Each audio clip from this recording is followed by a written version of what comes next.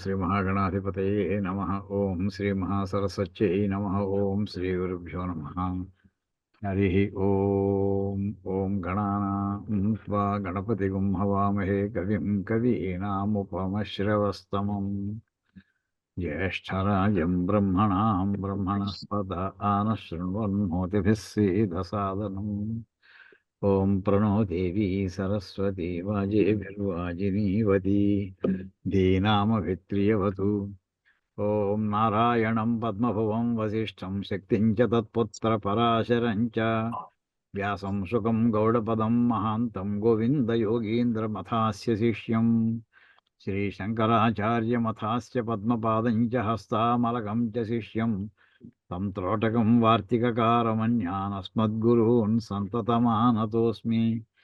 శ్రుతిస్మృతిపురాణానామాలయం కరుణాలయం నమామి భగవత్పాదం శంకరం లోకశంకరం. శంకరం శంకరాచార్యం కేశవం బాదరాయణం సూత్రభాష్యకృతౌ వందే భగవంతౌ పునః పునః. ఈశ్వరో గురురాత్మేతి మూర్తిభేద విభాగినే వ్యోమవద్వ్యాప్తదేహాయ దక్షిణామూర్తయే నమః. ఓం నమో బ్రహ్మాదిభ్యః బ్రహ్మ విద్యా సంప్రదాయకర్తృభ్యః వంశఋషిభ్యః మహద్భ్యః నమో గురుభ్యః. సర్వోపప్లవరహితః ప్రజ్ఞానఘనః ప్రత్యగర్థః బ్రహ్మైవాహమస్మి. ఓం పార్థాయ ప్రతిబోధితాం భగవతా నారాయణేన స్వయం.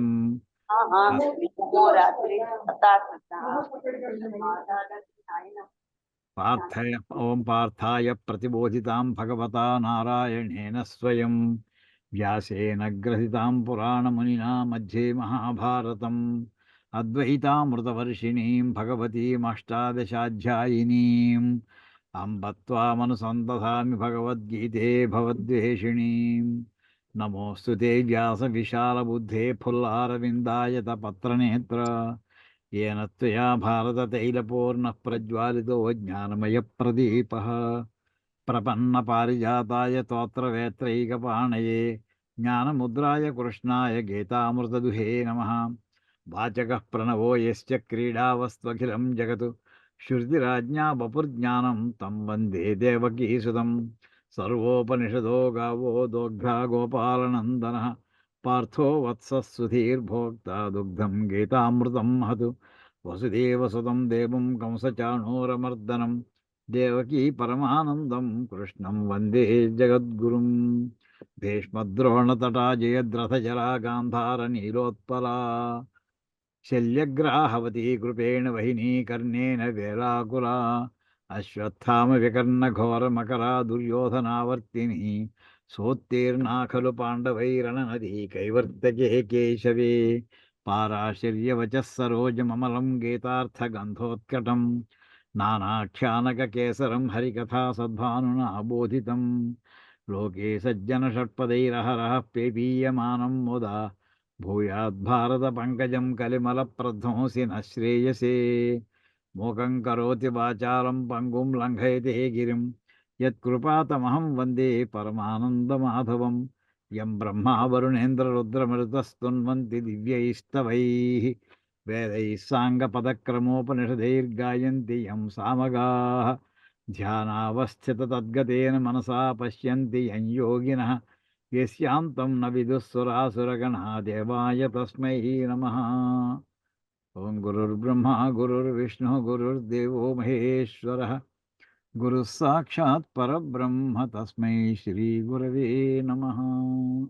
భగవద్గీత శంకరాచార్యులు వారు రాసినటువంటి భూమిక చూసిన తర్వాత మనం భగవద్గీతలో మొదటి అధ్యాయంలో ప్రవేశించాం. దానికి శంకరాచార్యులు వారు భాష్యం ఏమీ రాయలేదు. అందులో మొట్టమొదటిలో అసలు భగవద్గీత ఆవిర్భావం గురించి కొంత చెప్పుకున్నాం. భీష్మాచార్యులు వారు పడిపోయిన తరువాత ఆ వార్త తెలిసిన ధృతరాష్ట్రుడు సంజయుడిని అడుగుతాడు, ధర్మక్షేత్రే కురుక్షేత్రే. ఆ వాక్యం 10వ రోజు సాయంకాలం నాటి మాట. అక్కడ ఏం జరిగింది అని చెప్పమని మొదటి నుంచి ఏం జరిగింది అడగడంతో ఫ్లాష్ బ్యాక్లో చెప్పినట్టుగా ఇతను మొదటి రోజు యుద్ధం ప్రారంభమయ్యే ముందర ఏం జరిగింది అక్కడి నుంచి ప్రారంభించి దుర్యోధనుడు గురువు అయినటువంటి ఆచార్య ద్రోణాచార్య వరకు వెళ్ళారు. అక్కడికి వెళ్ళి ఆయనతో సంభాషణ చేసిన తర్వాత అందరు భీష్మాచార్యులు వారిని జాగ్రత్తగా రక్షించండి అని అన్నాడు. అది అక్కడికి అయిపోయింది. ఇంతట్లో అతనికి ఉత్సాహాన్ని కలిగించడం కోసమని భీష్మాచార్యులు శంఖాన్ని పూరించడం, తర్వాత మిగతా రకరకాల ధ్వనులు శబ్దాలని చేయడం, దానికి ప్రతిక్రియ కింద యువతల పక్కన శ్రీకృష్ణ పరమాత్మ శంఖాన్ని పూరించడం, తర్వాత అర్జునుడు, తర్వాత మిగతా వాళ్ళందరూ కూడా చేసుకుంటూ రావడం జరిగిన తర్వాత అప్పుడు అతను సేనయోరుభయోర్మధ్యే ఆ మధ్యలో 2 రథం స్థాపయమేచ్యుత, 2 సేనల మధ్యలో నా టార్గెట్ నేను నిర్ణయించుకోవాలి గనక ఎవరెవరు వచ్చారు, ఎవరెవరు ఎక్కడెక్కడున్నారు అనేది చూడడం కోసం ఒక్కసారి సైన్యాన్ని 2 సైన్యాల మధ్యలో పెట్టవయ్యా అని కృష్ణ పరమాత్మని అతను చెప్పడం అర్జునుడు. ఆయన ఆ రకంగా తీసుకెళ్ళాక ఏవ ముక్తో హృషీకేశో గుడాకేశేన భారత, అప్పుడు అన్న మాట ఒక్కటే ఆయన, ఉవాచ పార్థ పశ్యైతాన్ సమవేతాన్ కురూనితి. ఈ ఒక్క వాక్యంలోనే హే పార్థ ఓ అర్జున, ఏతాన్ సమవేతాన్ కురూన్ పశ్య, ఇక్కడికి వచ్చినటువంటి మీ కురువంశస్థులైనటువంటి వాళ్ళందరినీ కూడా ఒక్కసారి చూసుకోవయ్యా. ఎవరి దగ్గర పెట్టాడు పట్టుకెళ్ళి భీష్మాచార్యుల వారి దగ్గర, ద్రోణాచార్యులు ఎదురకుండా పెట్టాడు పట్టుకెళ్ళి. మిగతా రాజులు ఉన్నారు అక్కడ పక్క పక్కనే. అక్కడ పెట్టేప్పుడు మొత్తం అందరినీ చూసుకున్నాడు. అందులో అందరూ కూడా బంధువులు, తండ్రి వరుస అయ్యేవాళ్ళు, తాత వరుస అయ్యేటటువంటి వాళ్ళు, గురువులు, మేనమామ వరుస అయ్యేటటువంటి వాళ్ళు, సోదరులు, మొత్తం ఈ వరుస అంతా చూసుకున్నాం, మనం చెప్పుకున్నాం ఇది. అక్కడ అందులో అతను స్వజనం అనే ఒక మాట చూసి తన బంధువర్గము అనేటటువంటి దృష్టివేమం, అక్కడ కృపయా పరయావిష్ట, చాలా జాలి దయాత్మకమైనటువంటి హృదయంతో విషీదన్ దిగులు పడిపోతూ ఇలా అన్నాడు, హే కృష్ణ. ఇందులో వాడినటువంటి పదాలన్నీ కూడా శ్రీకృష్ణ పరమాత్మని ఒకసారి ఎక్కడేమో పేజీలో రాసుకుంటూ ఉండండి వీలుగా, నేను ఎవరు నోట్బుక్లు పెట్టుకున్నవాడు ఉంటే. ఎన్ని రకాల సంబోధనలు చేశాడు అర్జునుడు మొత్తం భగవద్గీతలో. ఇక్కడ అక్కడేమో హృషీకేశ అనే పదం అక్కడ వాడాడు. ఇప్పుడు నెక్స్ట్ ఏమో కృష్ణ. హే కృష్ణ, స్వజనం దృష్ట్వా ఇమం స్వజనం, ఈ మా బంధువర్గం అంతని చూసేప్పటికి యుద్ధం చేద్దామని వచ్చినటువంటి వాడు నా ఒళ్ళంతా కూడా చాలా దుర్బలం అయిపోతున్నాయి. నా అవతల నా అవయవాలన్నీ కూడా శరీరంలో కంపం పుడుతోంది. తర్వాత నా చేతిలోంచి గాంధీవం జారిపోతోంది. స్రంసతే అంటే జారిపోతోంది. ప్రజెంట్ కంటిన్యూస్ సెంటర్ వాక్యం లాంటిది. నా శరీరం అంతా కూడా దహించు పరిదహ్యతే, చర్మం అంతా కూడా ఒళ్ళంతా కాలిపోతోంది. అది కరెక్ట్ మన తెలుగులో అనువాదం. త్వచ్చైవ పరిదహ్యతే అంటే ఒళ్ళంతా కాలిపోతోంది. మనం జ్వరం వచ్చినప్పుడు అంటామండి. అలాంటి సిమ్టమ్స్ వచ్చాయి అతనికి.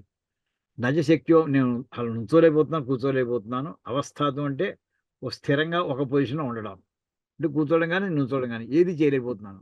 నా మైండ్ అంతా బుర్ర తిరిగిపోతుంది అంటుంటే, భ్రమతీవచ మే మనః, నా మైండ్ అంతా, నా మనస్సు అంతా తిరిగిపోతుంది, అంటే కళ్ళు తిరుగుతున్నాయి అంటాం. ఇవన్నీ కూడా సామాన్యంగా అతి సామాన్యమైనటువంటి పారిభాషిక పదాలనే సంస్కృత భాషలో చెప్పడం జరిగింది ఇక్కడ. తర్వాత నిమిత్తానికి పశ్యామి, ఇక్కడ చూస్తుంటే మొత్తానికి కూడా ఘోరమైనటువంటి విపరీతమైనటువంటి ఆపోజిట్‌గా, విపరీతాలంటే సామాన్యంగా భయంకరమైనటువంటి ఒక అర్థము. రెండోది మనకి వ్యతిరేకంగా ఉండేటటువంటివా అనేటటువంటి నిమిత్తాలు, శకునాలు అవి కనిపిస్తున్నాయి. దీనివల్ల స్వజనం హత్వా, మా బంధువర్గాన్ని హత్వా చంపుకుని, ఎక్కడ ఆహవే యుద్ధంలో, శ్రేయః న అనుపశ్యామి, నాకు మోక్షం కనిపించట్లేదయ్యా. శ్రేయస్సు అనే పదం ఎప్పుడు గుర్తుపెట్టుకోండి, కీవర్డ్ మామూలుగా మోక్షానికి. నిశ్రేయసం అనే పదంలో శ్రేయస్సు అనే పదం ఉంది. అంచేత ఇక్కడ శ్రేయస్సు ఏం కనిపించట్లేదు అని మోక్షం గురించినటువంటి పదాన్ని వాడాడు అతను. మోక్షం ఈ దృష్టి ఉండి అనలేదు అతను, ఆ పదాన్ని వాడేశాడు. వాడేసి ఇక్కడ ఈ శ్లోకం మనం చెప్పుకున్నాం. నకాంక్షే విజయం కృష్ణ నచ రాజ్యం సుఖాని చ, కిన్నో రాజ్యేన గోవింద కిం భోగైర్జీవితేన వా. నాకు విజయం కోరుకోవట్లేదు, రాజ్యాన్ని కోరుకోవట్లేదు. అంటే విజయం పొందితే రాజ్యం సంపాదించిన వాళ్ళు అవుతాం, కానీ రాజ్యం వస్తే సుఖాలు వస్తాయి. నాకు విజయం అక్కర్లేదు, దానివల్ల వచ్చే రాజ్యం అక్కర్లేదు, దానివల్ల వచ్చే సుఖాలు అక్కర్లేదు.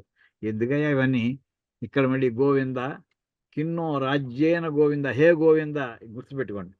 ఇవన్నిటి కూడా మన విష్ణు సహస్రనామం చాలా చక్కటి వివరణ చెప్పుకున్నాం మనం. ఒక్కొక్క మాటకి ఇక్కడ వేస్తున్నారంటే ఎంతంత బరువైన పదాలు పడుతున్నాయి. మామూలు ఏదో సరదాగా పిలుచుకునే పేర్లు కాదండి. ఇక్కడ ప్రతి దానికి అక్కడ సార్థకత ఉన్నటువంటి పదాలు. కిన్నో రాజ్య, ఈ రాజ్యంతో ప్రమేయం ఏముందయ్యా గోవింద, ఈ భోగాలు ఎందుకు, ఈ జీవితం ఎందుకు అని చెప్పి ఇక్కడ ఏషామర్థే కాంక్షితన్నో రాజ్యం ఇదంతా ఈ శ్లోకం అష్టాదశి భగవద్గీతలో ఒక్కొక్క అధ్యాయాన్ని ఒక్కొక్క ప్రధానమైన శ్లోకం చొప్పున 18 అధ్యాయాలకి 18 శ్లోకాలని ఐడెంటిఫై చేయడం జరిగింది. దాన్ని అష్టాదశి శ్లోకి భగవద్గీత అంటారు. అందులో ఇది మొట్టమొదటి శ్లోకం అండి. చాలా ప్రసిద్ధమైంది. ఇందులో ఏమొస్తున్నాయంటే, తనకి కోరికలు లేకపోవుట అనే విషయాన్ని ఇక్కడ స్పష్టంగా చెప్తున్నా. కాంక్షే, నేను కోరుకోవట్లేదు. ఒక క్షత్రియుడనేటువంటి వాడు కోరుకునేది ఏంటంటే, ఓ రాజ్యాన్ని విజయం కోరుకుంటాడు యుద్ధంలోకెడితే. దానివల్ల రాజ్యం కోరుకుని యుద్ధానికెడతాడు. ఆ సుఖాలు కోరుకొని రాజ్యం కోసం ప్రయత్నం చేస్తారు. మొత్తం ఇంత రివర్స్ ఆర్డర్‌లో. సుఖాలు కావాలి. ఆ సుఖాల కోసమేమో ఇక్కడ సుఖాల కోసం రాజ్యం కావాలి. రాజ్యం కోసం రాజ్యం కావాలంటే విజయం సాధించాలి. ఇవేవి నాకు అక్కర్లేదు అనేటటువంటి ఒక వైరాగ్య ప్రవృత్తిని ఇక్కడ చూపిస్తుంది. ఇంతకు ముందరేమో అతను విషీదన్ యదమబ్రవీత్ కృపయా పరయా ఓ పక్కన జాలి కమ్ముకొచ్చేస్తోంది. ఓ పక్కనేమో వైరాగ్యం తన్నుకుంటూ వచ్చేస్తుంది అతనికి. అయితే ఇవన్నీ చెప్తూ ఇక్కడి నుంచి ఏషామర్థే కాంక్షితన్నో రాజ్యం భోగా సుఖాని చ ఎవరి కోసం ఇవన్నీ చివరికి ఇంత సుఖము ఎవరి కోసము? అది ఇది ఫోర్త్ స్టేజ్ అనమాట. ఇప్పుడు 3 స్టేజ్‌లు చెప్పాడండి. విజయం ఒకటి, సెకండ్ స్టేజ్ రాజ్యము, థర్డ్ స్టేజ్ సుఖం. ఈ సుఖం ఎవరి కోసమో తనకా?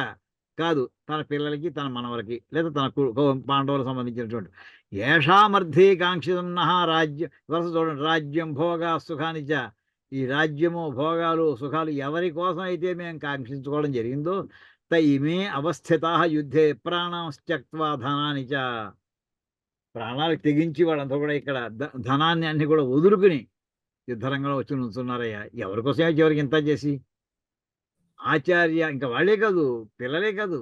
ఆ ఎవరి కోసం అనుకున్నామో ఆ ఎవరి కోసం వారి కోసం వారంతా కూడా ఇక్కడ లిస్టులో యుద్ధ రంగంలో ఉంటారు.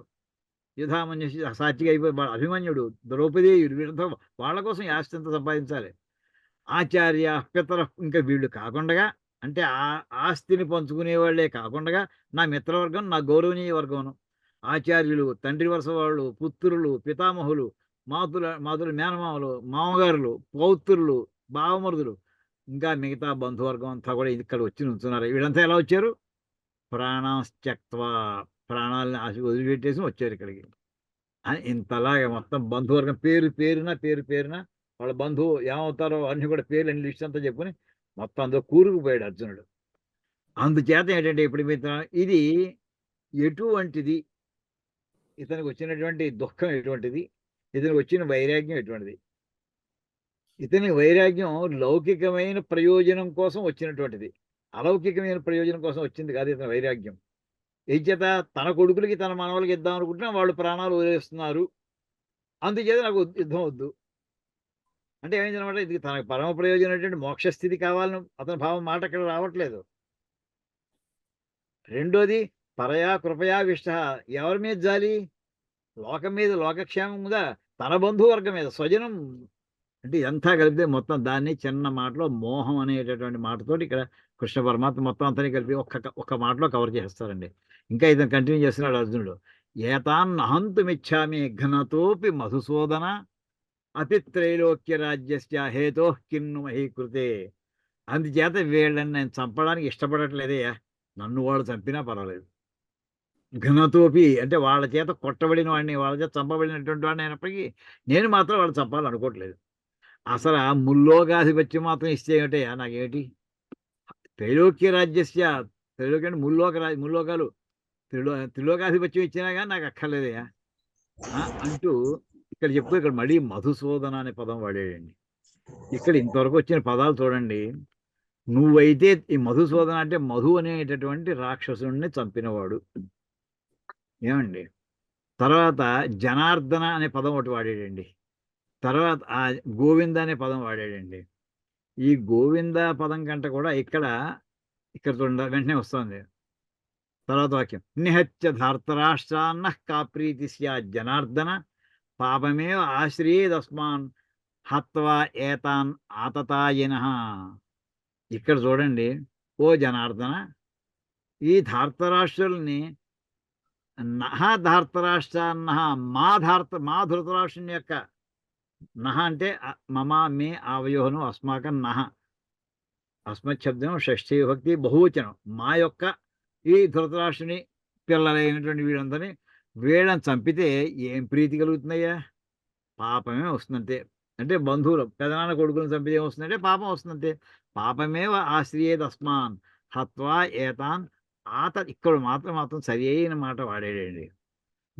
అంటే ఎక్కడ ఎవరు మాట్లాడుతున్నా సరే, ఎవరు సరి అయిన మాట మాట్లాడుతున్నారో సరి అయిన మాటని చెప్పాలి. ఎక్కడ సరి అయిన మాట కాదో ఆ మాట చెప్పుకోవాలి. అందుకోసం ఈ భాష్యాంతం మనం ఇక్కడ పాఠం చూడడం అండి. ఆతతాయినః అనే ఒక మాట వాడాడండి అర్జునుడు. వీళ్ళు ఏమయ్యా మామూలు పెదనాన్న కొడుకులు కాదయ్యా వీళ్ళు. దుర్మార్గులైనటువంటి వాళ్ళు. ఎలాంటి దుర్మార్గులు వీళ్ళు? ఆతతాయిలు. ఆతతాయి అనే మాటకండి ఒక శాస్త్రంలో నిర్వచనం ఇచ్చారు. ఇక్కడ చూడండి ఇందులో వస్తుంది. వీళ్ళండి ఆతతాయిలంటేను. 6 రకాల ఆతతాయి అంటే ఇంగ్లీష్ చెప్పాలంటే టెర్రరిస్ట్ అని అర్థం అండి. ఆతతాయి అంటే టెర్రరిస్ట్. ఆకతాయి అంటుండే ఆకతాయి పనులు కాదు ఆతతాయి. అగ్నిదో గరదశ్చైవ శస్త్రపాణిర్ధనాపహ క్షేత్రదార అపహర్తాచ షడేతే హ్యాతతాయన. ఈ 6 రకాలండి టెర్రరిజం. ఆ వేళ వాళ్ళు ఐడెంటిఫై చేసింది. అగ్నిదహ ఇళ్ళకి నిప్పు పెట్టేటటువంటి వాడు. గరదహ గరం అంటే గరళము అంటే విషం. విషం పెట్టి అన్నం చంపడానికి ప్రయత్నం చేసేటటువంటి వాడు కూడా 2 అయ్యాయండి. అగ్నిదహ గరదహ. మూడోది శస్త్రపాణి. ఎప్పుడు దొరుకుతాడా, ఎప్పుడు ఆయుధంతో చంపేద్దామని చేతిలో ఆయుధం ఎప్పుడు పట్టు కూర్చుంటాడు వాడు. ఆ ఆయుధం దొరికింది ఏమవుతుందంటే, ఆయుధం చేతిలో ఉంటే ఎవరెవరు కొట్టాలనేటువంటి బుద్ధి పుడుతుందండి. దాని లక్షణం అది. దీని మీద చిన్న కథ కూడా చెప్తారు. ఒక మహర్షి తపస్సు చేస్తూ ఉంటే, ఆ మహర్షి తపస్సుని భగ్నం చేయడానికి ఇంద్రుడు ఏం చేశాడట, రంభ ఊరసి ఇలా వీళ్ళవని పంపించలేదండి. ఆయన అయ్యా మహానుభావ, నా దగ్గర చిన్న కత్తి ఉండిపోయింది, ఏదో ఇంకో పనిలో పెడుతున్నారు, అక్కడికి కత్తి పట్టుకెళ్ళకూడదు, ఈ కత్తిని మీ దగ్గర జాగ్రత్తగా ఉంచండి, అవసరం వస్తే మీరు వాడుకోవచ్చు, నాకు ఏ అభ్యంతరం లేదు, మళ్ళీ ఎప్పుడో వచ్చి పట్టుకెళ్తా అని చెప్పి వాడింటో కత్తి పెట్టి వెళ్ళేటండి ఆ మహర్షి ఆశ్రమంలో. ఆయన ఇంకా తపస్సు చేస్తుంటే ఈ కత్తి మీద పొద్దున్న లేచేపటికి ఆ గడ్డి కోసాడు, బాగానే ఉంది. ఏమైందంటే మెల్లమెల్లగా ఆ కత్తితోటి ఇతని సహవాసం ఎక్కువయ్యి చిన్నది ఇంకా వెజ్లోంచి నాన్ వెజ్లో కూడా వెళ్ళేటటువంటి పరిస్థితిలోకి వెళ్ళిపోయాడు ఈయన. దాంతో ఇంకా అక్కడ జంతువులు వస్తాయేమో అని ఇంక వాటి మీద ఇక ఆయుధాలు. అంటే ఏమైందంటే చివరికి అతని యొక్క తపస్సు భగ్నం అయిపోవడానికి ఒక కారణం ఏంటంటే దగ్గరలో ఆయుధం ఉండడం అండి. అది చేత శస్త్రపాణి, వాడు ఎప్పుడు చంపుతాడో తెలియదు. వాడు కూడా ఒక చేతిలో ఆయుధం ఉన్నటువంటి వాడు ఎప్పుడు డేంజరస్సే. అలాగే ధనాన్ని అపహరించేటటువంటి వాడు. ఇప్పుడే 4 అయ్యాయండి. అగ్నిదుడు, గరదుడు, శస్త్రపాణి, ధనాపహ. ఇంకా క్షేత్ర దార అపహర్తాచ అంటే క్షేత్ర అపహర్త, దార అపహర్త. భూమిని లాక్కునేటటువంటి వాడు, భార్యను లాక్కునేటటువంటి వాడు. 6 అయ్యారండి. షడేతే ఈ 6 కూడా యాత ఆతతాయిన వీళ్ళయ్యా దుర్మార్గులైనటువంటి వాళ్ళు, టెర్రరిస్టులు అని అక్కడ చెప్పాడండి. ఇక్కడ మరి దుర్యోధనాదులకి ఇవన్నీ వర్తిస్తాయా? చూడండి ఎన్నున్నాయి, ఎన్ని వర్తిస్తాయి, ఎన్ని వర్తిస్తావు. 6/6 1/6 చూద్దామండి. అగ్నిదహ ఇల్లు అంటించడానికి ప్రయత్నం చేశాడా, చేయలేదా? వారణావతంలో ప్రత్యేకించి వీళ్ళ కోసం అని ఒక లక్క ఇల్లు కట్టించి దగ్ధం చేయడం కోసం ప్రారంభించాడు. చివరిగా అది అతను అంటించలేకపోయాడు కానీ మొత్తం మీద అంటించే ప్రయత్నం చేశాడు కదా. 6 కుంతితో సహా పాండవులు 5 చంపేద్దామని చేసినటువంటి వాడు. భయంకరమైన ప్లాన్ అది. అసలు మనిషి ఆకారం లేకుండా చేసేద్దాం అనుకున్నాడు. ఒకడిని కాదు మొత్తం అందరు గ్రూప్ గానిది. అది ఆ రకంగా వాడు క్వాలిఫై అవుతాడండి ఒకటో పాయింట్‌కి. గరదశ్చైవ భీముడిని చంపడు. భీముడి మీద అతను ఎప్పుడు కూడా అసూయ. తనకంటే బలవంతుడు. అంచేత అతన్ని చంపాలని చెప్పి ఎన్ని పనులు చేశాడో. అన్నంలో విషం పెట్టాడు. తాళ్లతో కట్టి నీళ్లలో పడేయించాడు. అంచేత గరదశ్చైవ విషం పెట్టాడు. అది రెండో పాయింట్. అతను 2/6 అయ్యాడు ఇప్పటికి. శస్త్రపాణి ఇతను వీళ్ళందరినీ ప్రత్యేకించి ఓడించడం, అవమానం చేయడం కోసమని ఎక్కడికి వెళ్ళారండి వీళ్ళు? ఆ ఘోషయాత్రకి వెళ్ళి అక్కడ వీళ్ళని అవమానం చేద్దామని ప్రయత్నం చేశాడు. ఆయుధాలతో సహా వెళ్ళారు వీళ్ళు. ఆ ఆయుధాలు ఉండబట్టి అక్కడ చిత్రరథులతోటి యుద్ధం జరిగింది. అక్కడ ఓడిపోయారు. చివరికి వీళ్ళే రక్షించవలసి వచ్చింది. కానీ వెళ్ళింది వీళ్ళు ఆయుధాలు లేకుండా సరదాగా వీళ్ళు కబుర్లు రావడానికి వెళ్ళలేదు. ఆయుధాలతో సహా వెళ్ళారు కానీ గంధర్వులతో యుద్ధం చేయగలిగారు. శస్త్రపాణి అయి ఉన్నారు వాళ్ళు. ధన అపహ వీళ్ళు మొత్తం ఇక్కడ ఈ మయసభని ఆక్రమించుకోవడంతో తర్వాత ఈ జూదం ఆడడంతో ఎన్ని రకాల వస్తువుల్ని వాళ్ళు లాక్కున్న ధనాపహ వాళ్ళ పాండవుల యొక్క ధనం అంతని అపహరించాడు. ఎలాగా? జూదంలో పందాలు వేస్తూ ఒక పందెం, ఆ పందాలు చదువుతుంటే కళ్ళు తిరిగిపోతాయండి. మొట్టమొదటి సమస్తమైనటువంటి భూమంలో బ్రహ్మాండమైనటువంటి ఆభరణాలన్నీ పెట్టేస్తున్నానంటాడు ధర్మరాజు. ఇంకో మొత్తం వచ్చిన రాయసూయ యాగంలో వచ్చిన ఎన్ని వేల వేల గదులు నిండిపోయేటండి. వాళ్ళు వచ్చిన గిఫ్ట్ రత్నాలతోటి, హారాలతోటి అవంతా కలిపి ఒక పందెంలో పెట్టేస్తాడండి. అదంతా ఐశ్వర్యమే. ధనాపహ అన్యాయంగా ఆక్రమించుకున్నాడు. క్షేత్ర క్షేత్రాపహర్త ఇప్పుడు రాజ్యాన్ని ఆక్రమించుకున్నాడు. వీళ్ళది ఏమైంది ఇప్పుడు? 12 ఏళ్ళు ప్లస్ ఒక ఏడాది అరణ్యవాసం. అది మొత్తం వాళ్ళది. 12 ఏళ్ళు అరణ్యవాసం, ఒక ఏడాది అజ్ఞాతవాసం. ఇప్పుడది శకునితో సహా అంగీకరించినటువంటి అగ్రీమెంట్ అది. తిరిగి వచ్చిన తర్వాత నేను ఇవ్వను అన్నాడు. సూది మొన మోపినంత భూమి కూడా ఇవ్వను అని అన్నాడు. అంటే భూమి అన్నప్పుడు క్షేత్రాపహర్త అయ్యాడండి. అది అయిపోయింది. దారాపహర్త అక్కడేమన్నాడు ఇక్కడ కర్ణుడు వీళ్ళందరూ కలిసి నువ్వు దాసివి ఇప్పుడు అంటే నీ వస్త్రాపహరణ చేసి అడిగేవాడు దిక్కు లేదు అని అక్కడ ఆ రకంగా దారాపహర్త మొత్తం 6/6 పాయింట్స్ అతనికి వర్తిస్తాయండి దుర్యోధనాది అందరికీ కూడా. అంత మహాపాపం చేశారు వీళ్ళు. అయినా అని చెప్తూ అక్కడ మళ్ళీ ఆ మాట చెప్తున్నాడండి. పాపమే ఇలాంటి వాళ్ళు ఇంత దుర్మార్గులైనా వీళ్ళని నేను చంపుతూ ఉంటే మాకు పాపమే వస్తుంది కదయ్యా అని అంటూ అక్కడి నుంచి తర్వాత తస్మాన్నార్హ వయం హంతుం ధార్తరాష్ట్రాన్ స్వబాంధవాన్ స్వజనం హి కథం హత్వా సుఖినశ్యామ మాధవ. మళ్ళీ ఇక్కడ మాధవ అనే ప్రయోగం అండి. ఇక్కడ మా బంధువుల్ని మా బంధువులు ఎంతలా మరి మా బంధువులు అంటున్నాడు తప్ప అవి నీకు కూడా బంధువు అని అనట్లేదండి. ఇంకా ఇంకేతంటే దుర్యోధనుడు శ్రీకృష్ణుడు బియ్యం కూడా అవుతాడు. దుర్యోధనుడు యొక్క కూతుర్ని సాంబుడని శ్రీకృష్ణుని యొక్క కొడుకు జాంబవతి కొడుకు పట్టుకుపోయాడు. చివరి వాళ్ళు వివాహం చేశారు. అంచేత నీకు కూడా బంధుత్వం ఉందని నాకు కనపడలేదు. మా బంధువులు చెప్పుకుంటున్నాడు అంతే దుర్శేషత్తు సుఖి అంచేత మేము తస్మా నా అర్హాహ వయం హంతుం అంటే వీళ్ళని వయం మేము హంతుం చంపుటకు అర్హాహ నా మేము తగిన we don't deserve to kill them. ఎవరిని? స్వబాంధవాన్ ధార్తరాష్ట్రాన్ని మా ధృతరాష్ట్రుని యొక్క సంతానాన్ని చంపడం నాకు వీ డోంట్ ఫీల్ ఇట్. స్వజనం హి కథం హత్వా ఇంట్లో బంధువులు చంపుకుని ఏ సుఖంగా ఉంటామయ్యా? రేపు ఉదయం పండగకి ఏమైనా పిలుచుకోవాలన్నా, ఓ పబ్బానికి పిలుచుకోవాలన్నా, ఓ మా ఇంట్లో ఫంక్షన్ అయితే పిలుచుకోవాలన్నా, పెద్దన్న కొడుకులు మామయ్య కొడుకులు వీళ్ళే కదా మనకు ఉండేది బంధువులు. వాళ్ళు ఎవ్వరు లేకుండా మేము ఇద్దరం అలా ఉంటే ఏం బాగుంటుంది అది అంటే ఇన్ని నీతులు చెప్పుకుంటూ వస్తున్నాడండి అర్జునుడు పాపం. ఇక్కడి నుంచి ఇది చెప్పిన తర్వాత ఇంకా పాపాల లిస్టులోకి వచ్చాడు. రెండో రకం పాపాలు. ఇందాక చెప్పిందేమో స్వజనాన్ని చంపడం వల్ల వచ్చే ఒక పాపం చెప్తున్నాడండి. ఏమండి మా పెదనాన్న కొడుకుని చంపితే పాపం అన్నాడు. అది ఒకటో కేటగిరీ. ఇప్పుడు రెండో కేటగిరీ ఆర్గ్యుమెంట్లో పెడుతున్నాడు. యద్యప్యేతే నపశ్యంతి లోభోపహత చేత సహా కులక్షయకృతం దోషం మిత్రద్రోహే చ పాతకం. ఇప్పుడు దీంట్లో వీళ్ళు చూడవయ్యా పాపం వాళ్ళు అజ్ఞానులయ్యా, ఇతను జ్ఞాని అయినట్టుగా. ఏంటిట వీళ్ళు ఎలాంటి వాళ్ళు? వీళ్ళు లోభోపహత చేత సహా లోభము చేత కళ్ళు మూసిపోయినటువంటి మనస్సు కలిగినటువంటి వాళ్ళు. వీళ్ళు లోభం చేత లాక్కుపోబడినటువంటి మనస్సు కలిగినటువంటి వాళ్ళు. అంటే లోభానికి లొంగిపోయినటువంటి వాళ్ళు. అంటే అవతల పరద్రవ్యం కావాలని కోరుకోవడంలో వాళ్ళందరూ కన్ను మీద తెలియకుండా ప్రవర్తిస్తున్నటువంటి వాళ్ళు. వాళ్ళు ఏతే నపశ్యంతే వాళ్ళకి మంచేది చెడేది వాళ్ళు చూడటం లేదు. వాళ్ళు చూడకపోతే చూడకపోయారయ్యా. ఎది అంటే ఇఫ్ వాళ్ళు చూడకపోతే చూడపోయారు. ఇంకా దాంతో ఇంకా ఎన్ని వస్తున్నాయి? కులక్షయకృతం దోషం. ఇప్పుడు ధృతరాష్ట్రుని కొడుకులు ఒక్కడే చచ్చిపోతారా యుద్ధం ప్రారంభిస్తే? కాదు. శంతను మహారాజు యొక్క మళ్ళీ అన్నగారు ఒక ఆయన ఉన్నాడు బాహ్లీకుడు, వాళ్ళ కొడుకులు. వాళ్ళకి ఏమి సంబంధం డైరెక్ట్ చెప్పండి? యుద్ధరంగంలో రావడమే పెద్ద బంధం అంతే తప్ప వాళ్ళు డైరెక్ట్ పాపం చేశారా? వాళ్ళు కులం అంతని కూడా క్షయం చేస్తున్నాం. ఇంకా ఎంతమంది ఇంకా ఎన్ని రకాల బంధుత్వాలు ఉన్నాయో. ప్లస్ ఇది కాకుండా దుర్యోధనుడికి ఇప్పుడు 100 మంది అన్నదమ్ములు వీళ్ళందరూ. ఈ 100 మందికి గబగబా ఈ 12 ఏళ్లలోనూ కొన్ని వందల మంది పిల్లలతో ఆడపిల్లలతో పెళ్లిళ్ళు చేసేసాడండి ధృతరాష్ట్రుడు. ఆ వియ్యంకుళ్ళు అందరూ కూడా ఇప్పుడు యుద్ధరంగంలో పాల్గొవాలి. అప్లికేషన్ అది. వాళ్ళకి ఏమిటి డైరెక్ట్ సంబంధం? దుర్యోధనుడి బంధుత్వం ఉండదు తప్ప. దీంతో సమస్తమైనటువంటి కులక్షయ కృతం దోషం, కులమును ధ్వంసం క్షయము చేయుట వల్ల వచ్చేటటువంటి పాపం ఏదైతే ఉందో అది కులక్షయకృతం పాతకం. అంటే కులమును క్షయము చేయుట వల్ల వచ్చే పాతకము. మిత్రద్రోహే చ పాతకం. ఇంకా అంతమంది వరకు వాళ్ళు తటస్థంగా ఉన్నారు. వాళ్ళు ఈవేళ బలవంతం పెట్టబడి ఇప్పుడు మిత్రద్రోహే చ పాతకం. ఇప్పుడు కృతవర్మ వాళ్ళు ఉన్నారండి. వాళ్ళకి దుర్యోధనాదులతో పెద్ద వైరం లేదు, స్నేహం లేదు. శ్రీకృష్ణ పరమాత్మ ఎలా అంటే అలా ఉండేవాళ్ళే వాళ్ళు.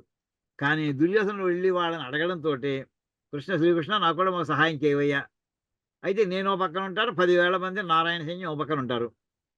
ఇది పై ఆయన తీసిన నిర్ణయం. వీళ్ళు ఆటోమేటిక్‌గా కృతవర్మ వాళ్ళతో ఆ బ్యాచ్‌లోకి వచ్చేసారు. వాళ్ళందరూ ఫ్రెండ్స్ అర్జునుడికి. ఇప్పుడు మిత్రద్రోహి చ పాతకం అనుకోకుండా వాళ్ళు అవతల పార్టీ ఔట్ సైడ్ పార్టీలో ఉండిపోవడంతోటి వాళ్ళని చంపడం వల్ల వచ్చేటటువంటి ద్రోహం చేసినట్టుగా అవుతోంది. ఆ పాపము ఇలాగా మొత్తం ఎన్ని రకాల పాపాలు వస్తున్నాయో లెక్కేస్తున్నాడండి. కథం నజ్ఞేయమస్మాభిః పాపాదస్మాన్ నివర్తితుం కులక్షయకృతం దోషం ప్రపశ్యద్భిర్జనార్దన. వాళ్ళిందాక వాళ్ళకి ఆ దోషం, వాళ్ళ పాపం వాళ్ళ కంటికి కనిపించట్లేదు వాళ్ళకి. కానీ మనకు కనిపిస్తే ప్రపశ్యద్భిః స్పష్టంగా కనిపిస్తుంది. అంటే ప్రఖరముగా, అంటే కళ్ళు విచ్చుకొని చూసినట్టుగా కనిపిస్తున్నది పాపం. ఏం పాపం జరగబోతోందో. ఏం పాపం అది? ఇందాక పైన చెప్పిన పాపం. వాళ్ళకి ఏ పాపం వాళ్ళ కంటికి కనిపించలేదో ఆ పాపం కులక్షయకృతమైనటువంటి పాతకం అన్నాడే, అది కులక్షయకృతమైనటువంటి ఆ దోషము ప్రపశ్యద్భిః స్పష్టంగా కనిపిస్తున్నటువంటి మాకెందుకు అర్థం అవ్వట్లేదంటావు ఇది? ఎంత పొరపాటు చేసామయ్యా మేము? అని అక్కడ తమని తాను నిందించుకుంటున్నాడు. కథం నజ్ఞేయం. మాకెందుకు అర్థం లేదు. ఎందుకు మాకెందుకు ఇలా తోచలేదసల. పాపాద్ అస్మాన్ నివర్తింది. వాళ్ళు పాపం చేస్తున్నారు. ఈ పాపంలోంచి మనం తప్పిద్దాము అని ఆ భావం ఎందుకు మనకు కలగలేదు? అని చెప్పి ఇక్కడ మళ్ళీ జనార్దన అనే పదం వాడుతున్నాడండి. మనం వాడి చెప్దాం, విడిగా చెప్తాం మనం. కులక్షయే ప్రణశ్యంతి కులధర్మా సనాతనాః ధర్మే నష్టే కులం కృత్సనం అధర్మోభిభవత్యుత. ఇక్కడ ఇంకోటండి. ఈ లోభోపహత చేతసః అనే పదం దగ్గరికి వచ్చేప్పటికి వాళ్ళు లోభము చేత లాక్కోబడినటువంటి మనస్సు కలిగిన వాళ్ళు. ఏంటి లోభంతోటి మనస్సు అయితే పాపం ఎక్కడైనా చెప్పారా అంటే భగవద్గీతలోనే మనకి 16వ అధ్యాయంలో చెప్పుకోవడం జరుగుతుందండి. భగవద్గీతలో మొత్తం నరకాలకి మొత్తం బ్రహ్మాండమైన 3 మార్గాలున్నాయ్యా. అక్కడ చూడండి. ఆ మాట కృష్ణ పరమాత్మ చెప్తాడు. ఆయనకే చెప్తున్నాడు పాఠం. ఆయన ఇంకా చెప్పబోయే పాఠాన్ని ఈయన ముందరే అందిస్తున్నాడు ఈయన. త్రివిధం నరకస్యేదం ద్వారం నాశనం ఆత్మనః కామ క్రోధస్తథా లోభ తస్మాద్ ఏతత్రయం త్యజేత్. ఇది 16వ సర్గలో కృష్ణ పరమాత్మ అర్జునుడికి చెప్పబోతున్నాడండి. నర నరకస్య అంటే నరకానికి త్రివిధం ద్వారం, 3 ద్వారాలున్నాయ్యా. అందులో ఇంకోటి ఎవరికి?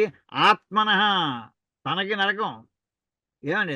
ఆత్మనః నాశనం తనకి నాశనం కలిగించేటటువంటి 3 ద్వారాలున్నాయి. ఏమిటిట? ఒకటి కామము, ఇంకోటి కామః, క్రోధః తథా లోభః. ఈ లోభం అనేది ఏదైతే ఉందో అవతల లోభం అంటే ఏంటంటే తన డబ్బుని జాగ్రత్త చేసుకోవడం, సేవింగ్స్‌లో వేసుకోవడం తప్పేం లేదు. ఎందులో ఇంట్రెస్ట్ ఎక్కువ వస్తుందో చూసుకోవడం తప్పేం లేదు. కానీ తన డబ్బు ఎంత ఉన్నా సరిపోదని అనుకుని అవతల వాళ్ళ డబ్బును కూడా మనం కాజేయాలి. అది లోభం కింద వచ్చేసింది. అది ఎటువంటిదంటే ఇది నరకానికి ద్వారం, తనకి సర్వనాశనం చేసేటటువంటిది, తనని సర్వనాశనం చేసేటటువంటిది. ప్లస్ అది కాకుండా నాశనం అంటే ఈ లోకంలో అయిపోతుంది, బతికున్నంత కాలం చేసేది నాశనం. నాశనం ఈ జన్మ అయిపోయిన తర్వాత, మరణం వచ్చిన తర్వాత అప్పుడు నెక్స్ట్ నరకం. ఈ 2 రకాల బాధలు పడేటటువంటి కారణం ఏంటంటే లోభం అయ్యా. అటువంటి ఈ లోభాన్ని గురించి వాళ్ళకి ఎందుకు తెలియలేదంటావు? అంటూ అక్కడ మళ్ళీ తన మీద తాను విశ్లేషణ చేస్తున్నాడండి అక్కడ. యద్యప్యేతే నపశ్యంతి లోభోపహత చేత. వాళ్ళకి ఆ లోభం, మనకు కూడా లోభం ఉందా? వాళ్ళ డబ్బు కావాలని మనం అనుకుంటున్నామా? మనకెందుకు తోచలేదు? అంటే మన డబ్బు వాళ్ళు పట్టుకుపోయారు, లాక్కున్నారు, మోసం చేశారు. ఆ డబ్బు మళ్ళీ మనకు కావాలని అనుకుంటున్నాము. వదిలిపడేద్దాం అనే భావం మనకెందుకు కలగట్లేదు అసల? వాడు కావాలి, అలా వాడు మోసం చేద్దాం అనుకున్నారు, సంపాదించుకున్నారు. అక్కర్లేదని మనం ఎందుకు అనుకోలేదు అసల?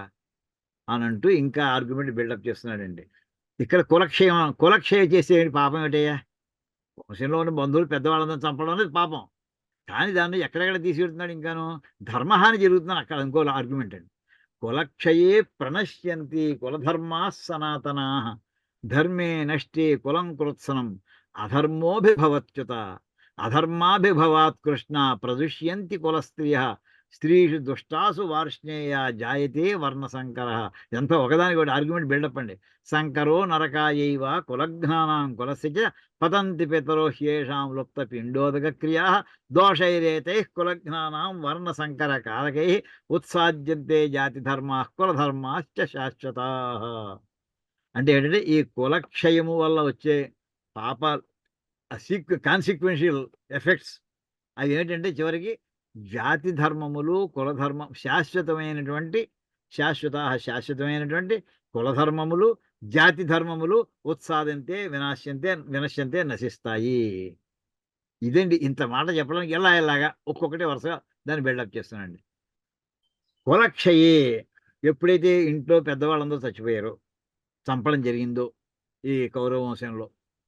ఇప్పుడేమయ్యాయి వాళ్ళకి తెలిసినటువంటి ధర్మాలు తర్వాత తరం ఈవేళ చూడండి మన ఇళ్ళలో కూడా ఈవేళ వరలక్ష్మి వ్రతం ఎల్లుండి చేసుకుందాం అని అనుకుంటుంటే, ఎలా చేసుకోవాలో వ్రతం విధానంతో ఆవిడ పూజా పుస్తకం పక్కనెట్టేసుకుంటే మనకి వ్రతం వచ్చేసినట్టు కాదండి. మడిబట్టు ఎప్పుడు ఆరేసుకోవాలి, ఏమేమి తెచ్చుకోవాలి, ఏమేమి సిద్ధం ఈ పిల్లలకి ఇంకా 16 ఏళ్ళు, 17 ఏళ్ళు ఉన్నటువంటి ఆడపిల్లలకి రేపొద్దున పెళ్ళిళ్ళు అయిన తర్వాత "ఒరేయ్ పుస్తకాలు చూస్తాం మేము గూగుల్‌లో చూస్తా" ఉంటారు. అరే ఇంట్లో ముసలాళ్ళు ఉన్నప్పుడు వాళ్ళ దగ్గర నేర్చుకోవచ్చు కదా! చెప్పేవాళ్ళు ఉండరు. వాళ్ళంత గనక అది చెప్తున్నానండి. కులక్షయే అంటే కులము అంటే కులంలో ఉండేటువంటి వృద్ధులందరినీ కూడా నశింపజేస్తే కుల ధర్మాలు పోతాయ్యా. ఎలాగంటే ఆ ఇంట్లో మిగతా నెక్స్ట్ జనరేషన్ వాళ్ళు ట్రైనింగ్ అవ్వక. వాళ్ళకి ఆ విషయాలు అందవు. ఇదే మాట చూడండి ఒక్క మాట. ఈ ఒక్క పాయింట్‌కి ధర్మరాజు యుద్ధం అయిపోయిన తర్వాత చూడండి. అదృష్టవశాత్తు భీష్ముడు బతికున్నాడు. 58 రోజులు బతికున్నాడండి. పదో రోజున పడిపోతే ఆ వేళ నుంచి లెక్కేసి 58వ రోజున మళ్ళీ శరీరాన్ని వదిలిపెట్టాడాయన. ఈ 58 రోజుల్లోనూ కూడా ఆ వేళ నిజంగా అతను అప్పుడే పోయాడనుకోండి. ధర్మరాజు ఎన్ని ధర్మాలు తెలుసుకున్నాడండి. ఎన్ని ధర్మాలు. 58 రోజులు అన్ని ఆ మధ్యలో కొన్ని రోజులు లేడు కూడా అక్కడ వెళ్ళిపోమన్నాడు భీష్ముడు. ఇక్కడ వెళ్ళిపోయిన రాజ్యంలో పట్టాభిషేకం చేసుకొని మళ్ళీ రా అన్నాడు. అంచేత ఆ ఉన్నన్ని రోజుల్లోనూ కూడా ఎన్ని కుల ధర్మాలు తెలుసుకున్నాడు. ఎన్ని జాతి ధర్మాలు తెలుసుకున్నాడు ధర్మరాజు. చివరికి మనకొచ్చినటువంటి శ్రీ విష్ణు సహస్రనామ స్తోత్రం అంతా కూడా ఆ టైంలో వచ్చినటువంటిది. ఎంత అపూర్వమైన విజ్ఞానం అందిందండి. మహానుభావులు బతికుంటేను. వాళ్ళందరిని అదండి ఇక్కడ ఇందులో సూచించబడేటువంటి కులక్షయే ప్రణశ్యంతి కులధర్మాః అంటే కులంలో వంశానుగతంగా పరంపరాగతంగా ఏ ధర్మాలైతే సనాతన శాశ్వతమైనటువంటి ఏ ధర్మాలైతే ఉన్నాయో ఒక్కసారి బ్రేక్ వచ్చేస్తుంది. జనరేషన్‌కి తెలీదు. దాంతో మొత్తం ఆ ధర్మాలు తెలియనప్పుడు ధర్మం ఆచరించాల్సిన క్వెషనే లేదు. ధర్మే నష్టే ఆ ధర్మాలు తెలీదు. తెలియకపోవడం ఆచరణ లేదు. ధర్మం అనే మాట ఏం చెప్పారంటే చోదనా లక్షణార్థో ధర్మః. ధర్మం డెఫినిషన్ అదండి. మీమాంసలో చెప్తారు. చోదనా లక్షణార్థో ధర్మః. అది ఎప్పటికప్పుడు ప్రేరేపణ చేస్తూ ఉంటదిట. "అరేయ్! ఇది మంచి పని. ఈ పని చెయి. ఈ పని చెయి. ఈ పని చెయ్యి. చెయ్యని" అది నాలెడ్జ్ తెలుసుకుంటే మంచిదని చెప్పదండి. చెయ్యమని చెబుతుంది. తెలుసుకుంటే మంచిదని చెప్పేది ఇంకో సెకండ్ స్టేజ్ అది. తర్వాత నీ ఇష్టం. ఇక్కడ అలా కాదండి. నువ్వు చెయ్యి ఇది. ఈ యజ్ఞం చెయ్యి. ఈ యాగం చెయ్యి. ఈ కష్టం ఉంటే ఇది తప్పించుకో. ఇలా ఈ ప్రాబ్లమ్ వస్తుంది. ఈ ప్రాబ్లమ్ ఇది సొల్యూషన్. ఇది చేసుకో. ఇది చేసుకో. ఇలా స్పష్టంగా ఒక పెద్ద మాన్యూల్ కింద మనకి ఇచ్చారండి ధర్మశాస్త్రాన్ని. ఆ ధర్మశాస్త్రం దెబ్బతింటుందయ్యా కుల ధర్మాలు పోవడం అంటేను. అందుచేత ధర్మేనష్టే ఆ ధర్మశాస్త్రాలు ఎప్పుడైతే దెబ్బతిన్నాయో ఇంక ఎవరిష్టం వచ్చినట్టు వాళ్ళు బిహేవ్ చేస్తూ ఉంటారు. కులత్సనం అధర్మః అభిభవతి.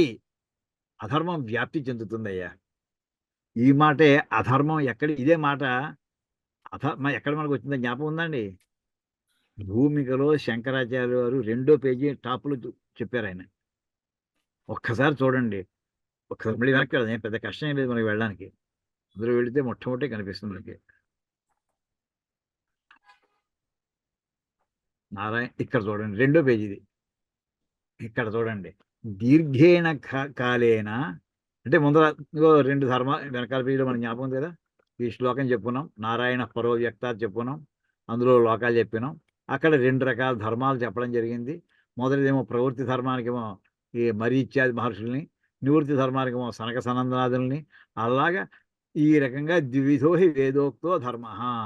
ఇలా 2 రకాల ధర్మాలయ్యా. ప్రవృత్తి లక్షణం, నివృత్తి లక్షణశ్చ ఇలాగ అనంతకాలం నుంచి వస్తూ వచ్చింది. ఇది కాస్త దీర్ఘేణ కాలేన అనిష్ఠాతృణాం కామోద్భవాత్. ఈ కాలం చాలా సుదీర్ఘమైన వేలాది సంవత్సరాలు చేస్తుండగా అనుష్ఠానం చేస్తుండగా ఎవరి మటికి వాళ్ళకి కోరికలు పెరిగి హీయమాన వివేక విజ్ఞాన హేతుకైన వాళ్ళు ఆలోచన కొరతబడి అధర్మేణ ఇదండి ఇప్పుడు నేను అక్కడ చెప్పిన వాక్యాన్ని ఇక్కడ లింక్ చెప్తున్నానండి. అధర్మేణ అభిభూయమానే ధర్మే అంటే అధర్మం చేత ధర్మము ఓడించబడుతూ ఉండగా అంటే అధర్మం నెగ్గుతోంది, ధర్మం ఓడిపోతోంది. ప్రవర్ధమానేచ ఎప్పుడైతే ధర్మం ఓడిపోయిందో ప్రవర్ధమానేచ అధర్మే ఇంకా ధర్మాన్ని ఓడించేసి కనుక ఇంకా అధర్మం వృద్ధిలో పొందిపోతుంది. ఇది ఎక్కడొచ్చిందండి ఇది జరుగుతుంది ఇది. ఎప్పుడంటే ఎవరికైతే కోరికలు విపరీతంగా పెరిగాయో అప్పుడు వివేకం తగ్గిపోయి సుదీర్ఘమైనటువంటి కాలంలో అనుష్ఠానం చెయ్యకపోవడం వల్ల ఈ 2 ప్రమాదాలు చెప్పారండి. సరిగ్గా ఆ విషయానికే ఇక్కడ అర్జునుడు తన మాటల్లో చెప్తున్నాడండి ఇక్కడ.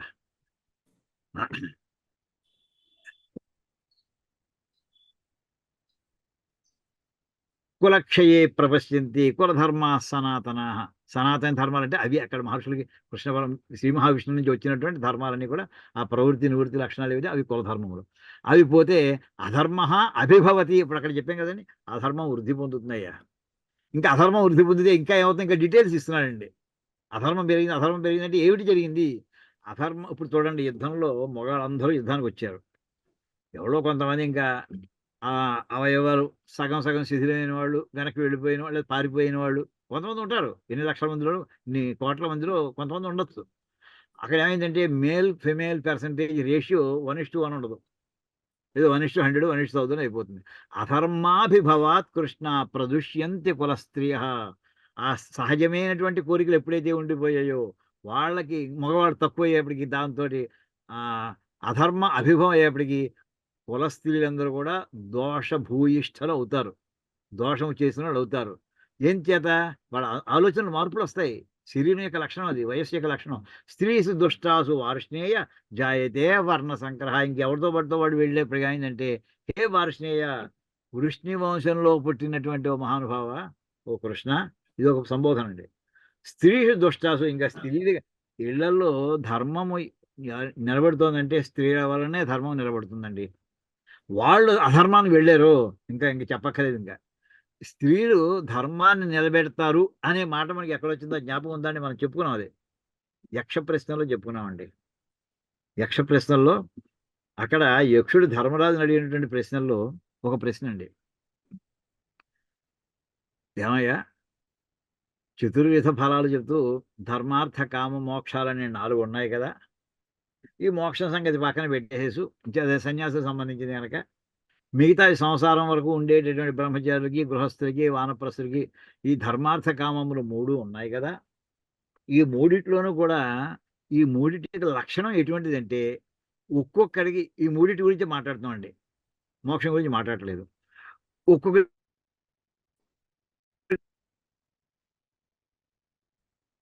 అలాంటి వాడు అర్థము కామం గురించి పట్టించుకోడు. డబ్బు పోయినా పర్వాలేదు, కోరికలు లేకపోయినా తన పర్సనల్గా ఏ రకమైన సినిమాలకు వెళ్ళాలని, బట్టలు మార్చుకోవాలని, ఇలాంటి ఏమీ ఉండవు. ధర్మం మాత్రం నిష్ఠ కూర్చో. ఈవేళ ఉపవాసం ఉండాలంటే ఏకాదశి వస్తుంది, ఉపవాసం ఉండాలి. అలాంటి ధర్మాలు పెట్టుకున్నాడు. తల్లిదండ్రులు సేవ చేసుకోవాలి, ఖర్చు అయింది, డబ్బు లేదు, అప్పు తీసుకురా.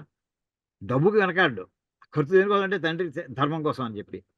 ధర్మం అంటే ధర్మం మీద దృష్టి ఉన్నవాడు అర్థకామాలను పట్టించుకోడయ్యా. రెండో కేటగిరీ, డబ్బు మీద, అర్థం మీద దృష్టి ఉన్నటువంటి వాడు నేను డబ్బు సంపాదించాలని పెట్టుకున్నాడు. వాడికి ధర్మంతో ప్రమేయం లేదు. ధర్మంగా డబ్బు వచ్చిందా, అధర్మంగా డబ్బు నాకు రావడానికి ప్రధానం పెట్టి కూర్చున్నాడు వాడు. మూడో రకం వాడు ఉన్నాడు, కామము, కోరికలు. నేను ఈ కొనుక్కోవాలి, అది కొనుక్కోవాలి, అది అలా జరగాలి, ఇలా తిరగాలనుకునేవాడు. వాడి ధర్మంతో ప్రమేయం లేదు. డబ్బు లేకపోతే అప్పు చేస్తాడు, లేదా దొంగతనం చేస్తాడు, ఏదైనా చేస్తాడు, కోరిక తీర్చుకోవడం పెట్టుకుంటాడు. అక్కడ యక్షుడు అడుగుతాడండి, ఏమయ్యా ఈ 3 కూడా డైవర్జెంట్ ఫోర్సెస్, 3 కలుపు వెళ్ళే లక్షణాలు కాదు. ధర్మం కేసు పెడితే అర్థకామాలు వదిలేసుకుంటాడా? అర్థం కోసం పెట్టినవాడు ధర్మకామాన్ని వదిలేస్తాడా? కామం కావాలన్నాడు ధర్మార్థాలను వదిలేస్తాడా? ఇదేమిటయ్యా ఇలా 3 రకాలు వెళ్ళిపోతున్నాయి. ఈ 3 ఎక్కడైనా కలిసే ప్రసక్తి ఎక్కడైనా ఉందయ్యా అసలు? అది ఎప్పుడైనా కలుస్తాయా అని అడుగుతాడండి ధర్మరాజుని యక్షుడు యక్ష ప్రశ్నలో. ఆయన అంటాడండి, ఏ ఇంట్లో స్త్రీ ధర్మాత్మురాలు అవుతుందో అక్కడ ఈ 3 కలుస్తాయి అన్నాడండి. అది ఆయన చెప్పిన సమాధానం అండి. ఏ ఇంట్లో స్త్రీ ధర్మాత్మురాలు అవుతుందో, మగాడిని అనలేదు, ఆడదాన్ని అన్నారు. ఎందుకంటే ఆ అమ్మాయి ధర్మాత్మురాలు కనుక మొట్టమొదటిది. సో ధర్మం టికెట్ వేసామండి. ఆ అమ్మాయి ఫ్యామిలీ మెయింటెనెన్స్ అంతా తందే. అంచేత తనకి ఎంత ఆదాయం వస్తుంది, తన భర్త ఎంత ఆదాయం పట్టుకొస్తున్నాడు, లేదా పంట మీద ఎంత వస్తుంది, మొత్తాన్ని ఆ అమ్మాయికే తెలుస్తూ ఉంటాయి. అంచేత వచ్చిన ఖర్చుకి రోడ్డు మీద పడిపోకుండా కుటుంబం నడవాలంటే ఈ బడ్జెట్ తను ఇందులోనే నడిపించుకోవాలి, ఒక ఐడియా వచ్చేస్తుంది అమ్మాయికి. ఓ ఏడాది 2 ఏళ్ళు చూసేప్పటికి. అందుచేత ఆ ధర్మం ఎలా తన ధర్మాత్మగా అధర్మం చేయదు. డబ్బు ఎంత వస్తుందో తెలుసు కనుక దీనికి అనుగుణంగా మనం ధర్మాలు, ఏమేమి ధర్మాలు ఎంతవరకు చేయగలమో అది పెట్టుకుంటుందండి. ఈ డబ్బును ఉపయోగించుకొని మరి ఏమేమి కోరికలు మనం తీర్చుకోగలము, ఏవి తీర్చుకోవడం మనకి బియాండ్ అవర్ లిమిట్ ఏమిటి, అది కూడా చూస్తుందండి. అంచేది ఈ డబ్బు మీద కంట్రోల్, ధర్మాత్మురాలైనటువంటి అమ్మాయి డబ్బు మీద కంట్రోల్ ఉన్నప్పుడు కోరికలను కూడా ఆటోమేటిక్గా లిమిట్స్లో పెట్టుకుంటుంది. అక్కడ 3 కలిసేయ్యా అని చెప్తాడండి ధర్మరాజు. ఎంత గొప్ప సమాధానం ఉండదు. ఇక్కడ ఆ మాటకి ఆపోజిట్ కండిషన్ చెప్తున్నాడండి. ఎప్పుడైతే స్త్రీషు దుష్టాసు వార్ష్ణేయ, ఈ స్త్రీలే కనుక వీళ్ళ కనుక దుర్బుద్ధి కలిగినటువంటి వాళ్ళైతే, అడ్డదారులు తొక్కేవాళ్ళైతే, జాయితే వర్ణ సంకర, ఇంకా వాడు ఏ వర్ణం వాడేమిటి ఇంకా అనే కథలు మనం వింటుంటాం. వాటిని వివరించక్కర్లేదండి అసలు. వర్ణ సంకరం ప్రారంభమైపోతుంది. వాళ్ళకి ఏం పేరెట్టాలి? పుట్టిన పిల్లలకి ఏమని పేర్లు పెట్టాలి వాళ్ళకి? ఇప్పుడు మనకి ఇవాళ ఇండియాలో ఇప్పుడు పాకిస్తాన్ గురించి అన్నా, బంగ్లాదేశ్ అన్నా, అక్కడ పుట్టినటువంటి వాళ్ళందరూ అరేబియా నుంచి వచ్చిన వాళ్ళు కాదండి వాళ్ళు. ఆఫ్ఘనిస్తాన్ నుంచి వచ్చిన వాళ్ళ సంతానం కాదు వాళ్ళు. ఈ దేశంలో మనకి మహాభారత యుద్ధం అయిన తర్వాత మిగిలిపోయినటువంటి హిందూ జనాభాయే. ఇందులో నీ బట్టలు తీసుకెళ్తాను. అయ్యా మ్యూట్ చేసుకోండి ప్లీజ్. హిందూ మహాభారత యుద్ధం అయిన తర్వాత ఈ కనిష్కులు మనకి ఈ మధ్యకాలం ఆ సముద్రగుప్తుడు వీళ్ళందరూ పరిపాలించేంత కాలం కూడా విదేశీయ దండయాత్రలు రానంత వరకు కూడా ఇక్కడ ఉన్నటువంటి అందరూ హిందువులే, వాళ్ళ సంతానమే వీళ్ళు. అక్కడ ఏమైంది? అది స్త్రీ దుష్టాసు మొదలు వీళ్ళు వస్తున్న వాళ్ళందరూ కూడా ఆడవాళ్ళని పడ్డారు వెళ్ళి, బలవంతం పెట్టి మతం మార్పించారు. సో మతం మార్పించి జాయితే వాళ్ళకి పుట్టిన వాళ్ళు మళ్ళీ వెనక్కి ఎలా తీసుకుంటాము, అక్కడ ఆర్గ్యుమెంట్ స్టార్ట్ అయిపోయాయి. వాడి వేదం ఎలా అధ్యయనం చేస్తాం? ఉపనయనం అయితే కానీ యజ్ఞోపేతం వస్తే తప్ప వాడికి వేదాధ్యయనం లేదు కదా. వాడు వర్ణ సంకరంలో పుట్టినటువంటి వాడు వేదం ఎలా చెప్తావు? ఎవరమ్మాయిని ఇచ్చి పెళ్లి చేస్తావు? ఏ వర్ణం వాళ్ళని ఇస్తావు? బ్రాహ్మణమ్మాయిని ఇస్తావా? ఇంకో వర్ణం వాళ్ళని ఇస్తావా? ఇక్కడికి వచ్చేప్పటికి సంకరో నరకాయేవా, ఇంకక్కడ నీ ధర్మాలన్నీ పోయాయి. దాంతో వాళ్ళు మన లోపలికి రానివ్వకపోవడం మూలాని ఆ వేళ నుంచేదంటే ఎప్పుడు ప్యూరిటీ మెయింటైన్ చేద్దామని మన వాళ్ళు ప్రయత్నం చేశారు. ఆ ప్యూరిటీ మెయింటైన్ చేద్దామని ఏమైందంటే, ప్యూరిటీ సామాన్యం 99% ఉండి 1% ఇంప్యూరిటీ ఉంటే పర్వాలేదు, ప్యూరిటీ డామినేట్ చేస్తుంది. కానీ ఇంప్యూరిటీ 99% అయిపోయి కాశ్మీర్ లాంటి ప్రదేశాల్లో ప్యూరిటీ 1% వస్తే బలవంత పెట్టి మనం జస్ట్ టెర్రరిస్ట్ జనం చూడండి, భయంకరమైనటువంటి శిక్షలు వేసేసారు వాళ్ళు హిందువులకి. రంపాలు పెట్టి సగంలో కోసేసారండి మనుషుల్ని రంపంతో. దొంగల్ని దోలాల్ని మన సామీల్లో చేసినట్టుగా. నువ్వు మతం మారతావా మారవా? అలాగా ఈ వర్ణ సంకరం యొక్క తీవ్రత అంతవరకు వెళ్ళిపోయింది. సరిగ్గా ఇక్కడ జరిగింది అదని ఈ వాక్యం అంతా కూడా మనకి ఈ భారతదేశంలో ఈ మధ్యకాలంలో జరిగినంతా కూడా ఈ వాక్యం రిఫ్లెక్ట్ అవుతోందండి. అర్జునుడు చెప్పినటువంటిది. జాయితే వర్ణ సంకర సంకరో నరకాయైవ కులఘ్నానాం కులస్యచ. కులంలో ఉన్నటువంటి వాళ్ళని చంపినటువంటి వాళ్ళకి పాపం, ఆ కులంలో ఉన్న వాళ్ళకి ఇంకా వాళ్ళు పాపాలు చేశారు కనుక దాంతో పుట్టినటువంటి వాళ్ళకి పాపం. ఈ చివరికి దీనివల్ల ఏమవుతుందంటే వాళ్ళ తల్లిదండ్రులకి వాళ్ళ ముత్తాతలకి పిండ ప్రదానం చేసి వాళ్ళు ఎవరు అసలు? వాడు మతం మారిపోయాడు. మతం మారిపోయిన వాడు ఏమైనా వేస్తాడు వాడు. పతంతి పితరో శేషాం లుప్త పిండోదగ. మీరు అక్కడికి వెళ్ళి బ్రహ్మకపాలం వెళ్ళి వేయాలంటే ఎలా వేస్తాడు వాడు? బ్రహ్మకపాలం మీద విశ్వాసం లేకుండా చేసేసారు వాడు మతం మార్చేశారు. అంచేత లుప్తం అంటే లోపించిన పిండములు ఉదకములు. అంటే తర్పణం కూడా వదిలిపెడతాం. ఇంకే పిండ ప్రధానం లేదు, తర్పణాలు లేవు. అది ఉదక క్రియ అంటే తర్పణాలు, జలం తర్పణాలు. ఈ రకంగా అవన్నీ లేక పితృదేవత ఏమిటంటే అధోలోకాల్లో పడతారయ్యా. పతంతి పితరో హ్యేషాం. వాళ్ళు చివరి లోకాలు అంటే మహాపాపాత్ములు ఉండేటటువంటి కొన్ని లోకాలు పోతారు. ఎవరు వాళ్ళని ఉద్ధరించే వాళ్ళు ఎవరు లేకపోతే ఏమవుతుంది? వాళ్ళ పాపాలు అలాగే ఉండిపోయి అనుభవించాలి అంతే. ఎప్పటికవుతుందో తెలియదు. అదే మనం భోజనం చేసేప్పుడు చివరికి చూడండి, పద్మార్బుద నివాసినాం అర్థినాముదకం దత్తం అంటారు. పద్మ అర్బుదం ఎన్ని సంవత్సరాలు వాళ్ళు మహాపాపం చేసి ఎన్నాళ్ళ నుంచి ఉన్నారో అని తెలుసండి. పద్మ సంవత్సరాలు అండి. మనకి పద్మం అంటే మనకి వేదిక మేస్తలో చెప్పుకుంటామండి. కోటి అయితే అర్బుదం, న్యర్బుదం, తర్వాత 10 కోట్లు, తర్వాత అక్కడ వరసంత చెప్పొచ్చాను. చెప్పిందంటే 1,00,000 కోటి సంవత్సరాలు ఉందనుకోండి సుమారుగా. లక్షలాది కోట్లాది సంవత్సరాల నుంచి వాళ్ళకి పిండోదకాలకి పిండ ప్రదానం చేసేవాళ్ళు లేక, మంచినీళ్ళు ఇచ్చేవాళ్ళు లేక, తర్పణాలు ఇచ్చేవాళ్ళు లేక వాళ్ళు అక్కడ పడి ఉన్నారయ్యా. కనీసం నేను భోజనం చేసిన తర్వాత వదిలిపెట్టిన నీళ్ళైనా వాళ్ళకి ఆ రకంగా వాళ్ళకి ఉపయోగిస్తే ఉపయోగించుకోగాక అంటూ అక్కడ మనం కోరుకుంటూ ఉంటామండి. లుప్త అలా అయిపోతారయ్యా వాళ్ళందరూ కూడా.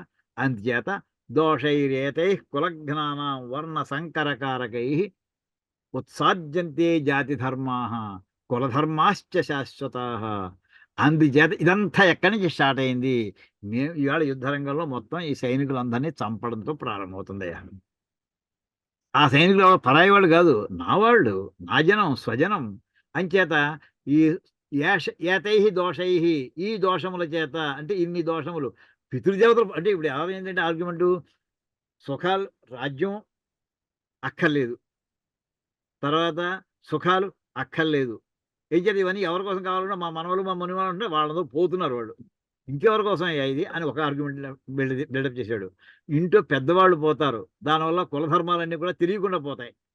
అంటే వాళ్ళు పోవడం ఒక పాపం, ఆ కులధర్మాల సంప్రదాయం అంతా కూడా దెబ్బతినేస్తుంది. అది రెండోది. దీనివల్ల ఏమైంది, నెక్స్ట్ లెవెల్కి వచ్చేవాడికి పాపులేషన్ పర్సంటేజ్ డిఫరెన్స్ వచ్చేసింది. దాంతో ఎవరు లోయర్ ఎవరు హయ్యర్ మొత్తం దాంతో మిక్స్ అయిపోయి ప్రారంభమైపోయి వర్ణ సంకరం ప్రారంభమైపోతుంది. వర్ణ సంకరం వచ్చిన తర్వాత మొత్తం అందరూ కూడా చివరికి అక్కడ ఎవ్వరు కూడా దీన్ని ఆపలేరు. దాంతో చివరికి పితృదేవతల వాళ్ళు ఏ గోత్రాల్లో ఏ వంశాల్లో పుట్టారో ఆ పాపను పితృదేవతలు ఎవరైనా ఉద్ధరిస్తారా అని చూస్తూ ఉంటారండి వాళ్ళు. మన వంశంలో ఎవడో ఒక ఉద్భవించడం వాడు ఎవడున్నాడు అక్కడ, మతాలు మారిపోయి వర్ణాలు మారిపోయి ఇంకోటి ఎవడో పుట్టినటువంటి వాడు. ఇలా ఉండేటటువంటి వీళ్ళందరికీ కూడా వాళ్ళకి పిండోదకాలు లేకుండా పోతారయ్యా వాళ్ళు అని చెప్పి ఇలాంటి దోషముల చేత ఎలాంటి కులఘ్నానాం దోషై వర్ణ సంకర కారకే, వర్ణ సంకరాన్ని కలిగించేటువంటి కారకం మేమే కారకం అవుతాం. ఉత్సాద్యంతే చివరి మా వల్ల ఏమిటవుతుందంటే జాతి ధర్మా కులధర్మాశ్చ శాశ్వత, శాశ్వతమైనటువంటి ఈ జాతికి సంబంధించిన ధర్మాలే పోతాయి. శాశ్వతమైనటువంటి ఈ వంశాల్లో పుట్టినటువంటి వాళ్ళకి ధర్మాలు పోతాయి. ఇప్పుడు చూడండి ఎంత భయంకరమైన వాతావరణం ఉందో దేశంలో.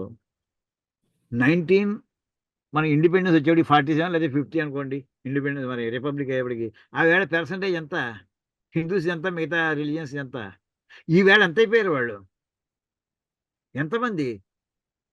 అది మీకు యాక్చువల్ 2047 వాళ్ళ ప్లాన్ ఏంటంటే India should be total Muslim country వాళ్ళు చేసేస్తున్నారు. వాళ్ళ ప్లాన్లో ఉన్నారు వాళ్ళు. లెట్ us produce 1947 సార్ వాళ్ళు ఇచ్చింది.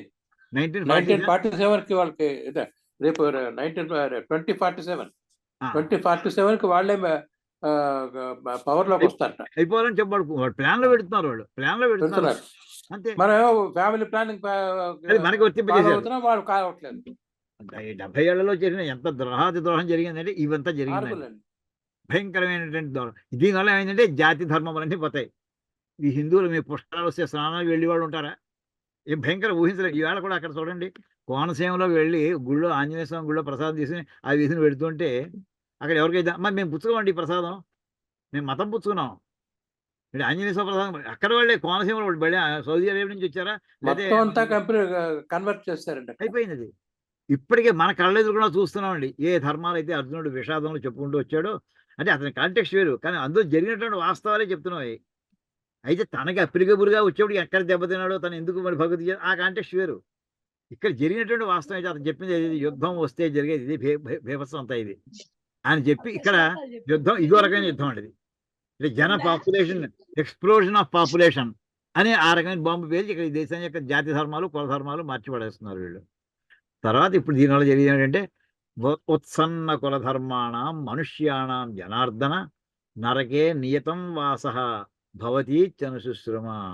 ఈ ఉత్సన్న కుల ధర్మాణం మనుష్యాణం, ఇలాగా నష్టపోయినటువంటి కులధర్మములు కలిగినటువంటి మనుషులందరికీ కూడా వీళ్ళకి నరకంలో సీటు పెర్ఫెక్ట్గా పెర్మనెంట్గా రిజర్వ్ చేసి ఉంటుందని విన్నామయ్యా. నరకే నియతం వాస నియతం, వీళ్ళకి రిజర్వ్ చేసేసి ఉంచేశారు. ఎవరికి? ఎవరైతే కులధర్మాలని ధ్వంసం చేయడానికి కారకులు అయ్యారు అంటే మా అందరికీ నరకంలో సీట్లు రెడీగా, బెర్తలన్నీ రెడీగా ఉంటాయి అక్కడ. భవతి ఇది అనుశుశ్రమ, మేము విన్నాం ఆ మాట, పెద్దలు చెప్పారు ఆ మాట. అంటే ఈ కారకులు ఎవరైతే ఉంటారో కారకులు తప్పించుకు వెళ్ళిపోలేరు వాళ్ళు, కారకులు తప్పించుకోలేరు, కారకులు అందరికీ కూడా పాపాలు వస్తాయి అని చెప్పుకుంటూ వస్తున్నాడండి. అహోబత మహత్పాపం కర్తం వ్యవసితావయం యద్రాజ్య సుఖలాభిలోభేన హంతం స్వజన. ఏమండి ఈ రకంగా ఇక్కడ ఎంత పాపం అయ్యా, ఎంత పాపం. అహోబత మహత్పాపం, ఎలాంటి పాపం చేయడానికి వ్యవసితాహ నిశ్చయించుకొచ్చాం మేము. వ్యవసాయం అంటే ఇక్కడ నిశ్చయాత్మకం అండి.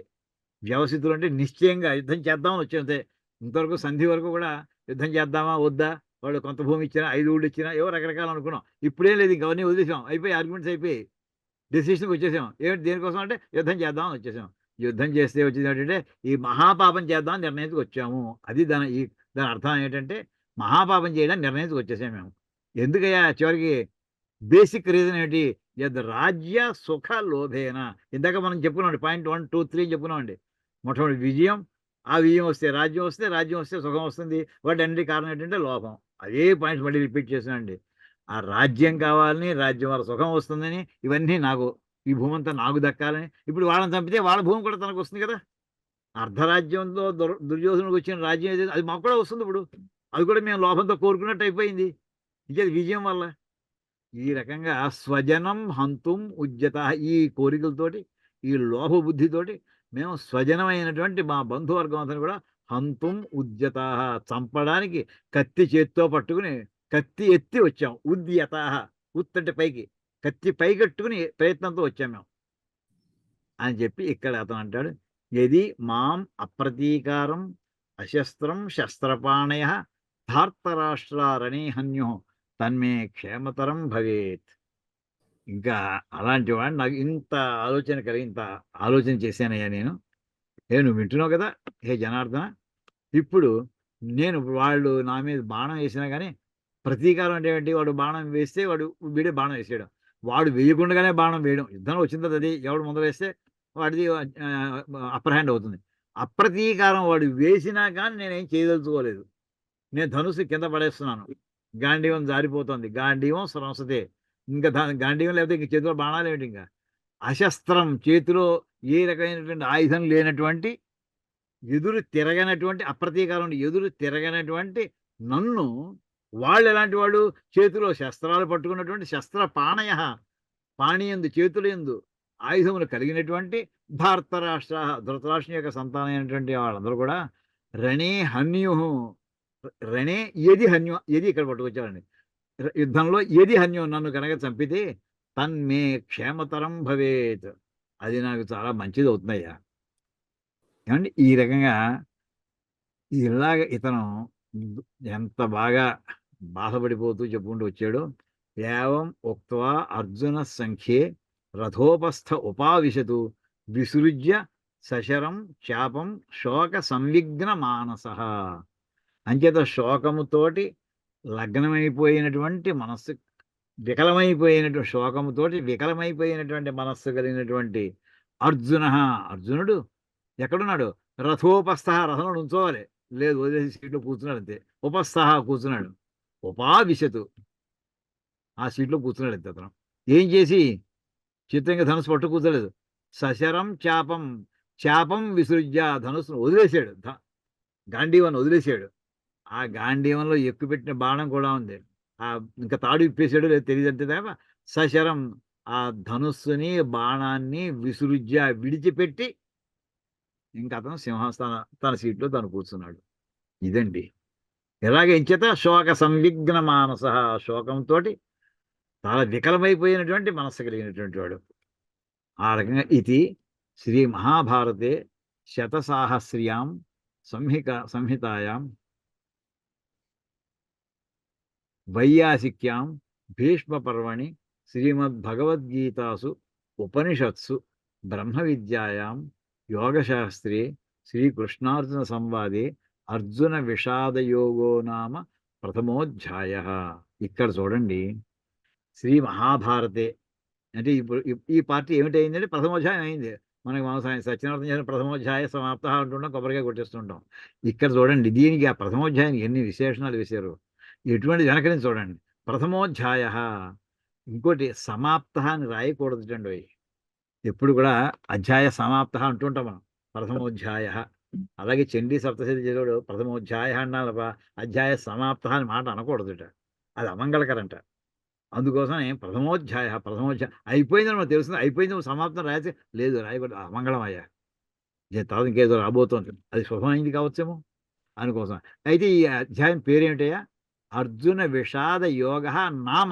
ఈ అధ్యాయానికి ఒక పేరుంది, అర్జున విషాద యోగము అని పేరు గలది. ఎందుకు వచ్చింది అది? ఇక్కడ ఈ విషాదంలో మామూలుగా విషాదం అంటే దుఃఖం, బాధ, కన్నీరు, ఇవన్నీ కూడా అందులో వస్తాయండి. ఇక్కడ అతనికి వచ్చినటువంటి ఈ కలత, మనసులో జరిగినటువంటి కలత అంతా కలత చెందాడు. దీనివల్ల రాబోయేటటువంటిది ఒక మహత్తరమైనటువంటి విజ్ఞానాన్ని పరమేశ్వరుడు అనుగ్రహించబోతున్నాడు. అతను అక్కడికే కాదు, సమస్త మానవాడికి, ఆ కాలానికే కాదు, రాబోయే యుగాల వరకు కూడా సృష్టి ఉన్నంత కాలం కూడా ఉపయోగించేటటువంటి ఈ ప్రాంతానికే కాదు, సమస్త భూమండలమే కాదు, సమస్త విశ్వంలో ఎక్కడెక్కడ జీవరాశులు ఉన్నాయో అందరికీ వర్తించేటటువంటి ఓ మహోగ్రమైనటువంటి ఒక దివ్య తేజస్సుతో కూడినటువంటి ఆయన అనుగ్రహాన్ని ప్రసాదించబడుతున్నాడండి. దానికి ఇది కారకమైంది. ఇది కారకమైంది ఇతని విషాదం. నెట్ అయిపోయిందయ్యా. ఇతని విషాదం కూడా అందుచేత నీ నెట్ అయిపోయింది. అయ్యా మ్యూట్ చేసుకోండి ప్లీజ్. అందుచేత అందరూ కూడా ఇక్కడ ఆశ్చర్యపోయేటటువంటి ఆ భగవద్గీత విషయం. అయ్యా మీరు మాట్లాడకుండా ఉంటారా కాస్త? ఆ భగవద్గీత అంటే దీన్ని అర్జున విషాదం అనేది యోగంగా చెప్పారు. యోగం అంటే కలపడం, ఎవరోనే జీవాత్మని పరమాత్మని, ఆ జీవాత్మని పరమాత్మని కలిపేటువంటి ఒక అపూర్వమైనటువంటి విద్యలో ఇది చక్కటి మొట్టమొదటి మార్గం అవడం. ఇందులో ఇతనిలో కొంచెం మోహం ఏర్పడినా కానీ వైరాగ్య భావన ఉంది. అసలు నాకు అక్కర్లేదు అనే భావన, నాకు ఆంక్షి. అలా ఆ మాట ఎవడంటాడండి? కష్టంలో కూడా కావాలి అంటాడు. కష్టంలో కూడా కావాలనే స్వభావం అంటే నాకు ఆంక్షి, అవకాశం ఉంది ఇప్పుడు నెగ్గడానికి, అయినా సరే నాకు అక్కర్లేదు. ఆ వైరాగ్యం అది బీజప్రాయంగా ఉంది. దాన్ని పైకి తీసుకురావాలి. పైన వ్యాపించినటువంటి మాలిన్యంతో కూడినటువంటి దుఃఖం ఉంది, ఆ మాలిన్యాన్ని తీసేయాలి. అందుచేత ఇవన్నీ తీసి అది దేంతో కలుస్తున్నట్టే వెళ్ళి పరమాత్మ యొక్క చైతన్యంతో కలవడానికి కావాల్సిన విజ్ఞానాన్ని అందించబోతున్నాడు. అందుచేత దీన్ని అర్జున విషాద యోగం అన్నారు. ఇది ఎక్కడ చెప్పడం జరిగింది? శ్రీకృష్ణార్జున సంవాదే, శ్రీకృష్ణార్జున యొక్క సంవాదంలో. కృష్ణార్జునులు ఎదురు సంవాదం అనే మాట కంటే ఏ చర్చ వలన ఒక శుభ పరిణామము జరగబోతుందో, ఒక మంచి జరగబోతోందో అటువంటి దాన్ని సంవాదము అంటారు. మామూలుగా వాదమే, కోర్టులో చేసేది అక్కడ వాదమే, సంవాదం కాదండి. ఇక్కడ ఏంటంటే అడిగేటటువంటి ప్రశ్నకి ఎటువంటి సమాధానం చెప్పాలి. అడగడం అనేక రకాలు. ఒక గురువుని ఒక శిష్యుడు అనేక రకాలుగా అడగచ్చు. ఆయనకి ఎంత వచ్చిందో టెస్ట్ చేసి చూద్దామని చెప్పి కొంతమంది విద్యార్థులు అప్పుడప్పుడు అక్కడక్కడ కొన్ని కాలేజీలో కనిపిస్తారండి, ఉన్నారు, లేకపోలేదు. చెప్తే ఏమవుతుందంటే దాంతో అవతల చిరెత్తుకు వస్తుంది ఆ ఉపాధ్యాయుడికి. ఏంటి వీడిని అనే 10 మందిలోనూ క్లాసులోనే అవమానం చేయడానికి ట్రై చేసాడా? అది ప్రత్యేకం చేద్దామని ఉన్నటువంటి వాడు అనేక మంది మనం చూసాం, మనం చదువుకున్న రోజుల్లో. అది సంవాదం కాదండి. సంవాదం అంటే అయ్యా నాకు ఈ విషయం తెలియలేదు, ఇంకొంచెం వివరంగా చెప్పండి. ఎన్నిసార్లు అని చెప్తారండి. అంచేతండి చెప్పిన వెంటనే అర్థం. గురువు యొక్క స్థాయి వేరు, శిష్యుని యొక్క స్థాయి వేరు. గురువు అనేకమైన దశాబ్దాలు, సహస్రాబ్దాలు, శతాబ్దాలు చదువుకుని ఎంతమందో మహానుభావులతోటి వాడు పరిచయం చేసుకుని వాళ్ళతో చర్చించి తన యొక్క విజ్ఞానాన్ని అతను ఎప్పటికప్పుడు శుద్ధి చేసుకున్నటువంటి వాడు. ఈ కూడా క్లీన్ స్లేట్, ఏమీ తెలియదు. అటువంటిప్పుడు ఇతను నాకు తెలియదు చెప్పండి అనేప్పుడు తనకు వచ్చిందంతా చెప్పడానికి ప్రయత్నం చేస్తూ ఉంటాడండి. అంచేత నాకు తెలియలేదు కానీ గురుగారు నేను మిమ్మల్ని అడుగుతున్నాను అనేదానికి మీకు ఎంత వస్తుందో చెప్పండి, మీకు వచ్చిన ఆన్సర్ మీరు కూడా చెప్పండి అనేది ఎంత తేడా ఉందని అసలు. ఇక్కడ అర్జునుడు ప్రతిదీ కూడా నాకు ఈ విషయం తెలియలేదే, ఇంకా చెప్పబోయా, ఇంకోసారి చెప్పబోయా, ఏంటి విశ్వరూపం చూపించినా కానీ ఇంకా నాకు అర్థం లేదంటాడు ఈయన. అంటే ఇతని యొక్క బుద్ధి యొక్క సూక్ష్మ గ్రాహ శక్తి కూడా ఆలోచించండి. అర్జునుడు సామాన్యమైన వాడు కాదు. కానీ విశ్వరూపం చూపించేది ఇంకా అడగడం ఏంటండి? నా పక్కనే శ్రీ మహావిష్ణువు కొట్టంతే దెబ్బ లేదు. ఇంకా 18 అధ్యాయాల దాకా లాక్కెళ్ళాడా? అవన్నీ కూడా ప్రత్యేక ఆ పాయింట్లు ఇద్దరు కవర్ అవ్వలేదు. కవర్ అయితే శ్రీకృష్ణుడు చెప్పేసాడే, ఇంతకుముందు చెప్పేశాను కదా అంటాడు. అనలేదు. చెప్పని విషయాలు కూడా ఐడెంటిఫై చేయడమే గొప్ప విషయం అండి. క్వశ్చన్ అడగడమే పెద్ద నాలెడ్జ్. అసలు క్వశ్చన్ ఫ్రేమ్ చేయడమే పెద్ద గొప్ప విషయం. అసలు ఆ క్వశ్చన్ ఫ్రేమ్ చేయడానికి ఎంత నాలెడ్జ్ వెనకాల బ్యాక్గ్రౌండ్ ఉంటే ఈ క్వశ్చన్ అడగలుగుతాడు. చెప్పింది అర్థం అవ్వలేదు, ఇందులో ఈ పార్ట్ నాకు తెలియలేదు అని చెప్పగలుగుతాడు. అసలు అలాగే అడగలిగినటువంటి సూక్ష్మ బుద్ధి అయినటువంటి అర్జునుడు, పరమాత్మ అయినటువంటి శ్రీకృష్ణుని వాళ్ళిద్దరి మధ్య జరిగినటువంటి సంవాదం ఎంత రసవత్తరంగా ఉంటుందండి. అసలు ఉంది కనుకనే ఈవేళ 5200 సంవత్సరాలు మొత్తం భూమండలాన్ని ఏదేస్తుంది. అది ఇంకా ఎక్కడ తగ్గట్లేదు, ఇంకా పెరుగుతుంది కూడా. దాని యొక్క వ్యాప్తి ఇంకా ఎక్కువ ఉంది. అది ఎటువంటిది? యోగ శాస్త్రే. వెనక్కి పెడుతున్నాడు మనం. ఈ రకమైనటువంటి యోగం తీసుకొచ్చి మనకి ప్రపంచానికి మేలు చేసేటువంటి శాస్త్రం ఇది. శాస్త్రం అంటే శాసించేది శాస్త్రం. శాస్తి ఇది శాస్త్రం. శాసించడం ఇలా చేసుకో అంతే, మేము అనుమానం అవుతుంది ఇంకా అని చెప్పేప్పటికీ అలా చెప్పినటువంటి వాక్యాలు ఎన్ని వచ్చాయో ఇందులో మనకి. భగవద్గీతలో ఇలా చేసుకో, ఇలా ఉండు అర్జున, ఇలా ఉండు, తస్మాత్ యోగి భవ అర్జున అంటే నువ్వు ఇలా ఉండు, అది చేయకు, ఇది చేసుకో. ఇవన్నీ ఎన్ని విషయాలు అతను స్పష్టంగా చెప్పాడు. నీకు కర్మయోగంలో నీకు అధికారం ఉంది, ఇంకో దాంట్లో అధికారం లేదు. కర్మణ్యేవ అధికారస్తే, నీ కర్మ చేయడంలో నీకు అధికారం ఉంది, అంతేదేమి నీ జ్ఞాన మార్గంలో నీకు అధికారం లేదు. నీ బుద్ధి యొక్క, నీ మైండ్ యొక్క స్టాండర్డ్ అటువంటిది. ఆ రకంగా చెప్పేటటువంటి శాసించేటటువంటి శాస్త్రంలో అది ఇంకా ఎటువంటిది? యోగశాస్త్రి. చివరికి ఈ శాస్త్రాన్ని అధ్యయనం చేసి ఎక్కడికి వస్తాయా? మోక్ష స్థాయయ్యా. అది శంకరాచార్యుల వారు అసలు మొత్తం ఈ భాష్యం ఎందుకు రాయవలసి వచ్చింది? ఇంత మహత్తరమైనటువంటి దుర్విజ్ఞేయార్థమైనటువంటి సమస్త సర్వ వేదార్థ సార సంగ్రహభూతమైనటువంటి సమస్త వేదాల యొక్క సారం ఇందులో ఏర్పాటు చేశాడు కృష్ణ పరమాత్మ. అది అర్థం అవుదా? అర్థమైపోయింది అని అనుకుంటూ ఉంటారా? దీని యొక్క ప్రయోజనం ఏమిటి? నువ్వు ప్రవృత్తి లక్షణంలో వెళ్ళు, నివృత్తి లక్షణంలో నీకు మోక్షం వచ్చి తీరుతుందని చెప్పుకొచ్చాడా? అటువంటి అపూర్వమైనటువంటి శాస్త్రం కానీ దాని పేరు యోగ శాస్త్రం అని పేరు పెట్టారండి. ఇంకా బ్రహ్మ విద్య, ఇంకా పరమాత్మ గురించినటువంటి నిర్వచనాలు ఇక్కడ అన్నీ చూపించడం జరిగింది. ఉపనిషత్సు, భగవద్గీతాసు ఉపనిషత్సు. ఇది మామూలుగా ఉపనిషత్తుల యొక్క సారం అని చెప్పుకుంటున్నామండి. సర్వోపనిషత్తు అని చెప్పిన ఆ పద్యంలో చెప్పేదంతా అన్ని ఉపనిషత్తుల యొక్క సారం అని. ఇప్పుడు మన 2వ అధ్యాయంలో మనం ప్రవేశించబోతున్నాము. అందులో వెళ్ళాడు మీకు కఠోపనిషత్తుల వాక్యాలు, ముండకోపనిషత్తుల వాక్యాలు, మాండూక్యోపనిషత్తుల వాక్యాలు అన్నీ అందులో వరుసగా వచ్చేస్తుంటాయండి. కొన్ని చోట్లయితే యాజ్ ఇట్ ఈజ్గా కొటేషన్స్తో సహా పట్టుకొచ్చి పెట్టేశాడు కృష్ణ పరమాత్మ. కొటేషన్స్తో సహా అక్షరం మార్చలేదు ఆయన. మార్చిది అంతకంటే బెటర్ ఎక్స్ప్రెషన్ రాదేమో అన్నట్టుగా. ఆ ఉపనిషత్తు ఇక్కడ ఉన్నట్టు ఎవరి చేత గానం చేయబడి? భగవద్గీతాసు పరమాత్మ దేని గానం చేశాడయ్యా. నువ్వు నేను కాదు. చెప్పినటువంటి బ్రహ్మ విద్య అంటే బ్రహ్మసూత్ర భాష్యంలో ఏదైతే చర్చ జరుగుతుందో దానికి సంబంధించినటువంటి మొత్తం బ్రహ్మసూత్రాలలో ఉండేటటువంటి నికషాయమానమైనటువంటి దాని రహస్యం అంతా ఏదైతే ఉందో, సారం అంతా ఏదైతే ఉందో ఆ సారం ఇక్కడ చెప్పడం జరిగింది. చెప్పి అంటే బ్రహ్మ విద్య అనడంలో ఏంటంటే అక్కడ పూజనీయో విచార, ఒక విషయాన్ని తార్కికంగా పవిత్రంగా చర్చించడం అలా చర్చించబడింది ఇక్కడ. ఇక్కడ మామూలు అర్జునుడు శ్రీకృష్ణ పరమాత్మ జరిగినటువంటి సంభాషణ ఎలా ఉంది? ఒక గురు శిష్య పరంపరలో అత్యద్భుతమైనటువంటి డిబేట్ అది. ఇలా చెప్తున్నావు, ఏమయ్యో నువ్వు ఇలా కన్ఫ్యూజ్ చేస్తావేంటి నన్ను కూడా అంటాడు అర్జునుడు. నువ్వు అది చెప్పావు ఇది చెప్పావు, నన్ను కన్ఫ్యూజ్ చేస్తున్నావు, సరిగ్గా చెప్పు నాకు అని నిలదీసి అడగలిగాడు చనువు కొద్దీ, గురువు అనే భావన మెయింటైన్ చేస్తూ.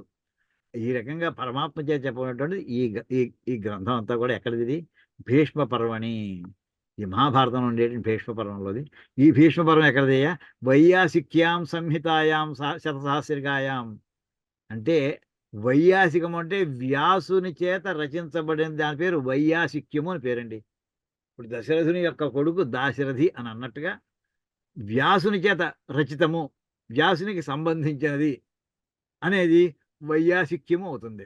ఇప్పుడు వృష్ణి వంశంలో వాడు వార్ష్ణేయుడు, గాధి కొడుకు గాధేయుడు, రాధ కొడుకు రాధేయుడు అని తద్ధితం అంటారు సంస్కృతంలో వ్యాకరణంలో. అలాగా ఇక్కడ వ్యాసుని సంబంధించింది వైయాసిక్యము. వ్యాసుని చేత రచించబడినటువంటి శతసాహస్ర్యాం, శత అంటే 100, సహస్రం అంటే 1000, 100,000 శ్లోకాలతోటి అంటే 1,00,000. 100,000 అంటే 100 × 1000 1,00,000. సంహితాయాం, సంహిత అనే మాటకి అర్థం ఏంటంటే చక్కగా వెల్ నిట్, చాలా దగ్గరగా కూర్చి కుట్టబడినది. ఇప్పుడు పూలమాల గుచ్చేవాడు విడివిడిగా దూరంగా కాబట్టి దగ్గరగా జాగ్రత్తగా కడితే ఎంతో అందంగా ఉంటాయి పూలన్నీ కూడా. అలాగే సంహిత అంటే చాలా సన్నికృష్ట, చాలా దగ్గరగా ఏర్పాటు చేసి గట్టిగా బిగ్గా కట్టినటువంటి దాని పేరు సంహిత. అక్షరం జారిపోకూడదు, స్వరం జారిపోకూడదు, అలా చేసుకుంటూ చెప్పినటువంటి ఎక్కడ శ్రీ మహాభారతే అని చెప్పి ఇంత అత్యద్భుతమైనటువంటి గ్రంథంలో ఈవేళ మనం ప్రథమోధ్యాయాన్ని ఇక్కడ మనం చెప్పుకునేటటువంటి అదృష్టం కలిగిందండి. ఇందులో కొన్ని మాటలు మనం వివరంగా చెప్పుకోవాలండి. జనార్దన అనే పదం, మధుసూదన అనే పదం తీసుకోండి. ఏమయ్యా నీకు అసలు చంపడం ఆ పదాన్ని చూస్తే మధుసూదన అంటే కృష్ణ పరమాత్మ అర్థమవుతోంది, శ్రీ మహావిష్ణువు అర్థమవుతోంది కాదు. అక్కడ ఆ వ్యుత్పత్తిలో చూడండి, మధు అనేటటువంటి రాక్షసుడిని చంపడం చేత అది మధుసూదనుడు పేరు వచ్చింది. వాళ్ళు ఎలాంటి వాళ్ళు అసలు? సృష్టి ప్రారంభమయ్యాక శ్రీ మహావిష్ణువు యొక్క నాభికమలంలోంచి ఆ పద్మంలోంచి బ్రహ్మగారు ఉద్భవించాడు. ఆయన అన్ని పక్కలకి చూస్తున్నాడు, ఎవ్వరూ కనిపించలేదు. కహ కహ కహ అన్నాడు ఆయన. ఎవరు ఎవరు ఎవరు అంటే నన్ను ఎవరు సృష్టించారు అని. తర్వాత విష్ణుమూర్తి, నా చేత సృష్టించబడ్డావు, నేనేం చేయాలి? నేను వేదం నీకు అనుగ్రహిస్తున్నాను, అది చదువుకుని వేదంలో చెప్పినట్టుగా నువ్వు సృష్టి కార్యక్రమం చెయ్యని అన్నాడండి. బాగుంది, ఆయన పని ఆయన చేసుకుపోదాం అనుకున్నాడు ఆయన. ఇంతట్లో శ్రీ మహావిష్ణువు యొక్క చెవిలోంచి పుట్టినటువంటి 2 రాక్షసులు, మధువు కైటభుడు. వీళ్ళకైనా అపకారం చేసాడు ఆయన బ్రహ్మగారు? చేయలేదు. వీళ్ళకి ఏమనిపించిందిగా, ఆయనడి అంత తామరపు పైన కూర్చున్నాడు, అసలు మనం కాకుండా ఇంకోటి ఎవడు ఉండడానికి వీలేదా? చంపండి పట్టుకుని. ఏం అపకారం చేయనటువంటి వాళ్ళని హింస చేసేటటువంటి లక్షణం ఉన్నటువంటి వాడు ఈ మధువు కైటువు అనేటువంటి రాక్షసులు ఇద్దరు. అలాంటి వాళ్ళు నువ్వేం చేసేవయ్యా? అపకారము చెయ్యని వాడిని, అపకారం చేసేటటువంటి వాళ్ళని, అపకారం చెయ్యని వాడికి అపకారం చేసేటటువంటి వాడిని నువ్వు చంపేవా లేదా? అలాగా వీళ్ళని చంపాలని మామూలుగా అనిపిస్తూ ఉంటుంది. నీ లెక్క ప్రకారం చంపేయారు వీళ్ళని, మనకు అపకారం చేశారు వీళ్ళు. కానీ నిన్ను కూడా దారి చూస్తా. నువ్వు క్షమాగుణం కనుక ఉందనుకోవయ్యా, క్షమాగుణం ఉందనుకో, నువ్వు కూడా చంపకుండా ఉంటే బాగుండేదేమో అనిపిస్తున్నాయా. వాడు చేతితో పడిన ఎవరు దూరంగా పడేవలసినేమో. ఏమో అనేక రకాల మార్గాలు ఉన్నాయి. చంపడమే కారణం, మార్గం ఒకటేనా? ఇంకేం లేవా? ఏమో. ఇన్ని అర్థాలు రావడానికి అక్కడ అంటే బ్రహ్మగా నిరపరాధి అయినటువంటి బ్రహ్మను చంపడానికి వచ్చినటువంటి మధువును చంపినటువంటి వాడు నువ్వు. మధువు కైటవులు ఇద్దరిని కూడా. ఇక్కడ నిరపరాధులైనటువంటి మమ్మల్ని చంపడానికి వచ్చినటువంటి వాళ్ళు దుర్యోధనాదులు. రివర్స్ చేస్తే వీళ్ళు నిరపరాధులు, వీళ్ళు అపరాధాలు ఏం చేయలేదు, మమ్మల్ని చంపడానికి వచ్చారు. ఇప్పుడు ఏం చేయాలంటావు? నీ లెక్క ప్రకారం చంపేయాలి. కానీ నేనేమంటానంటే అలాంటి పరిస్థితి నీకున్నా కానీ, నీ లక్షణం ఏదైనా కానీ నా లక్షణం అది కాదయ్యా అని ఒక అర్థం వస్తుందండి. ఇంకోటి జనార్దన అనే పదం ఉందండి. జనార్దన, జన ప్లస్ అర్ధన, జనులను మర్దించేవాడు, జనులను హింసించేవాడు. అంటే ధర్మాన్ని ఏ జనులయ్యా అంటే ప్రతివాడిని కాదు, ధర్మానికి వ్యతిరేకంగా వచ్చేటటువంటి వాళ్ళని హింసించేటటువంటి వాడు. అంటే అధర్మవర్తనులందరినీ కూడా శిక్షించేటటువంటి వాడు. అది నీ లక్షణం అయ్యా అది. కానీ నాకేమనిపిస్తుందంటే ఇంతకు మించిందయ్యా కంపాషను. వాళ్ళని కూడా దయ చూపిస్తే బాగుంటుందేమో అనిపిస్తుందయ్యా. వాళ్ళు మావాళ్ళయ్యా అని. అక్కడ శ్రీ మహావిష్ణువు యొక్క అసలు లక్షణాలు ఏవైతే ధర్మ రక్షణ ఆయన లక్షణం అయి ఉండగా, ఆ ధర్మరక్షణ కోసమని దాన్ని కూడా వదిలిపెట్టేస్తాను నేను. మా వాళ్ళని రక్షించుకోవాలని, మా వాళ్ళని ఉంచుకోవాలి నేను అని ఈ భావాలన్నీ ఆ 2 పదాల్లో కనిపిస్తున్నాయండి. వార్ష్ణేయ, ఆ వృష్ణి వంశంలో ఉన్నవాడు ఎన్ని పుణ్యాలు చేశాడయ్యా, ఎన్ని పుణ్యాలు చేశాడు. అలాంటి వంశంలో పుట్టినటువంటి వాడు నాకు ఎలాంటి సలహా చెప్పాలి నువ్వు?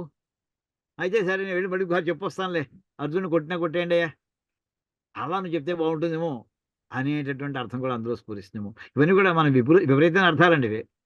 కానీ ఆ సందర్భాన్ని చూస్తుంటే అక్కడ వాడుతున్న పదాలన్నీ కూడా ఘట్టానికి ఇంకో కొత్త అర్థాన్ని కూడా సూచించడానికి వీలైనటువంటి పదాలు అవి. ఇవి మన సొంత తెలియజట్లే, ఇవాళ భాష్యాలు ఎక్కడ ఇవ్వలేదండి. కానీ మనకు అనిపిస్తుంటాయి ఇవన్నీ కూడా పదాలకి, ఈ పదం ఇక్కడ వాడడంలో ఇంకో అర్థమైనా స్ఫురిస్తూ ఉంటుందని.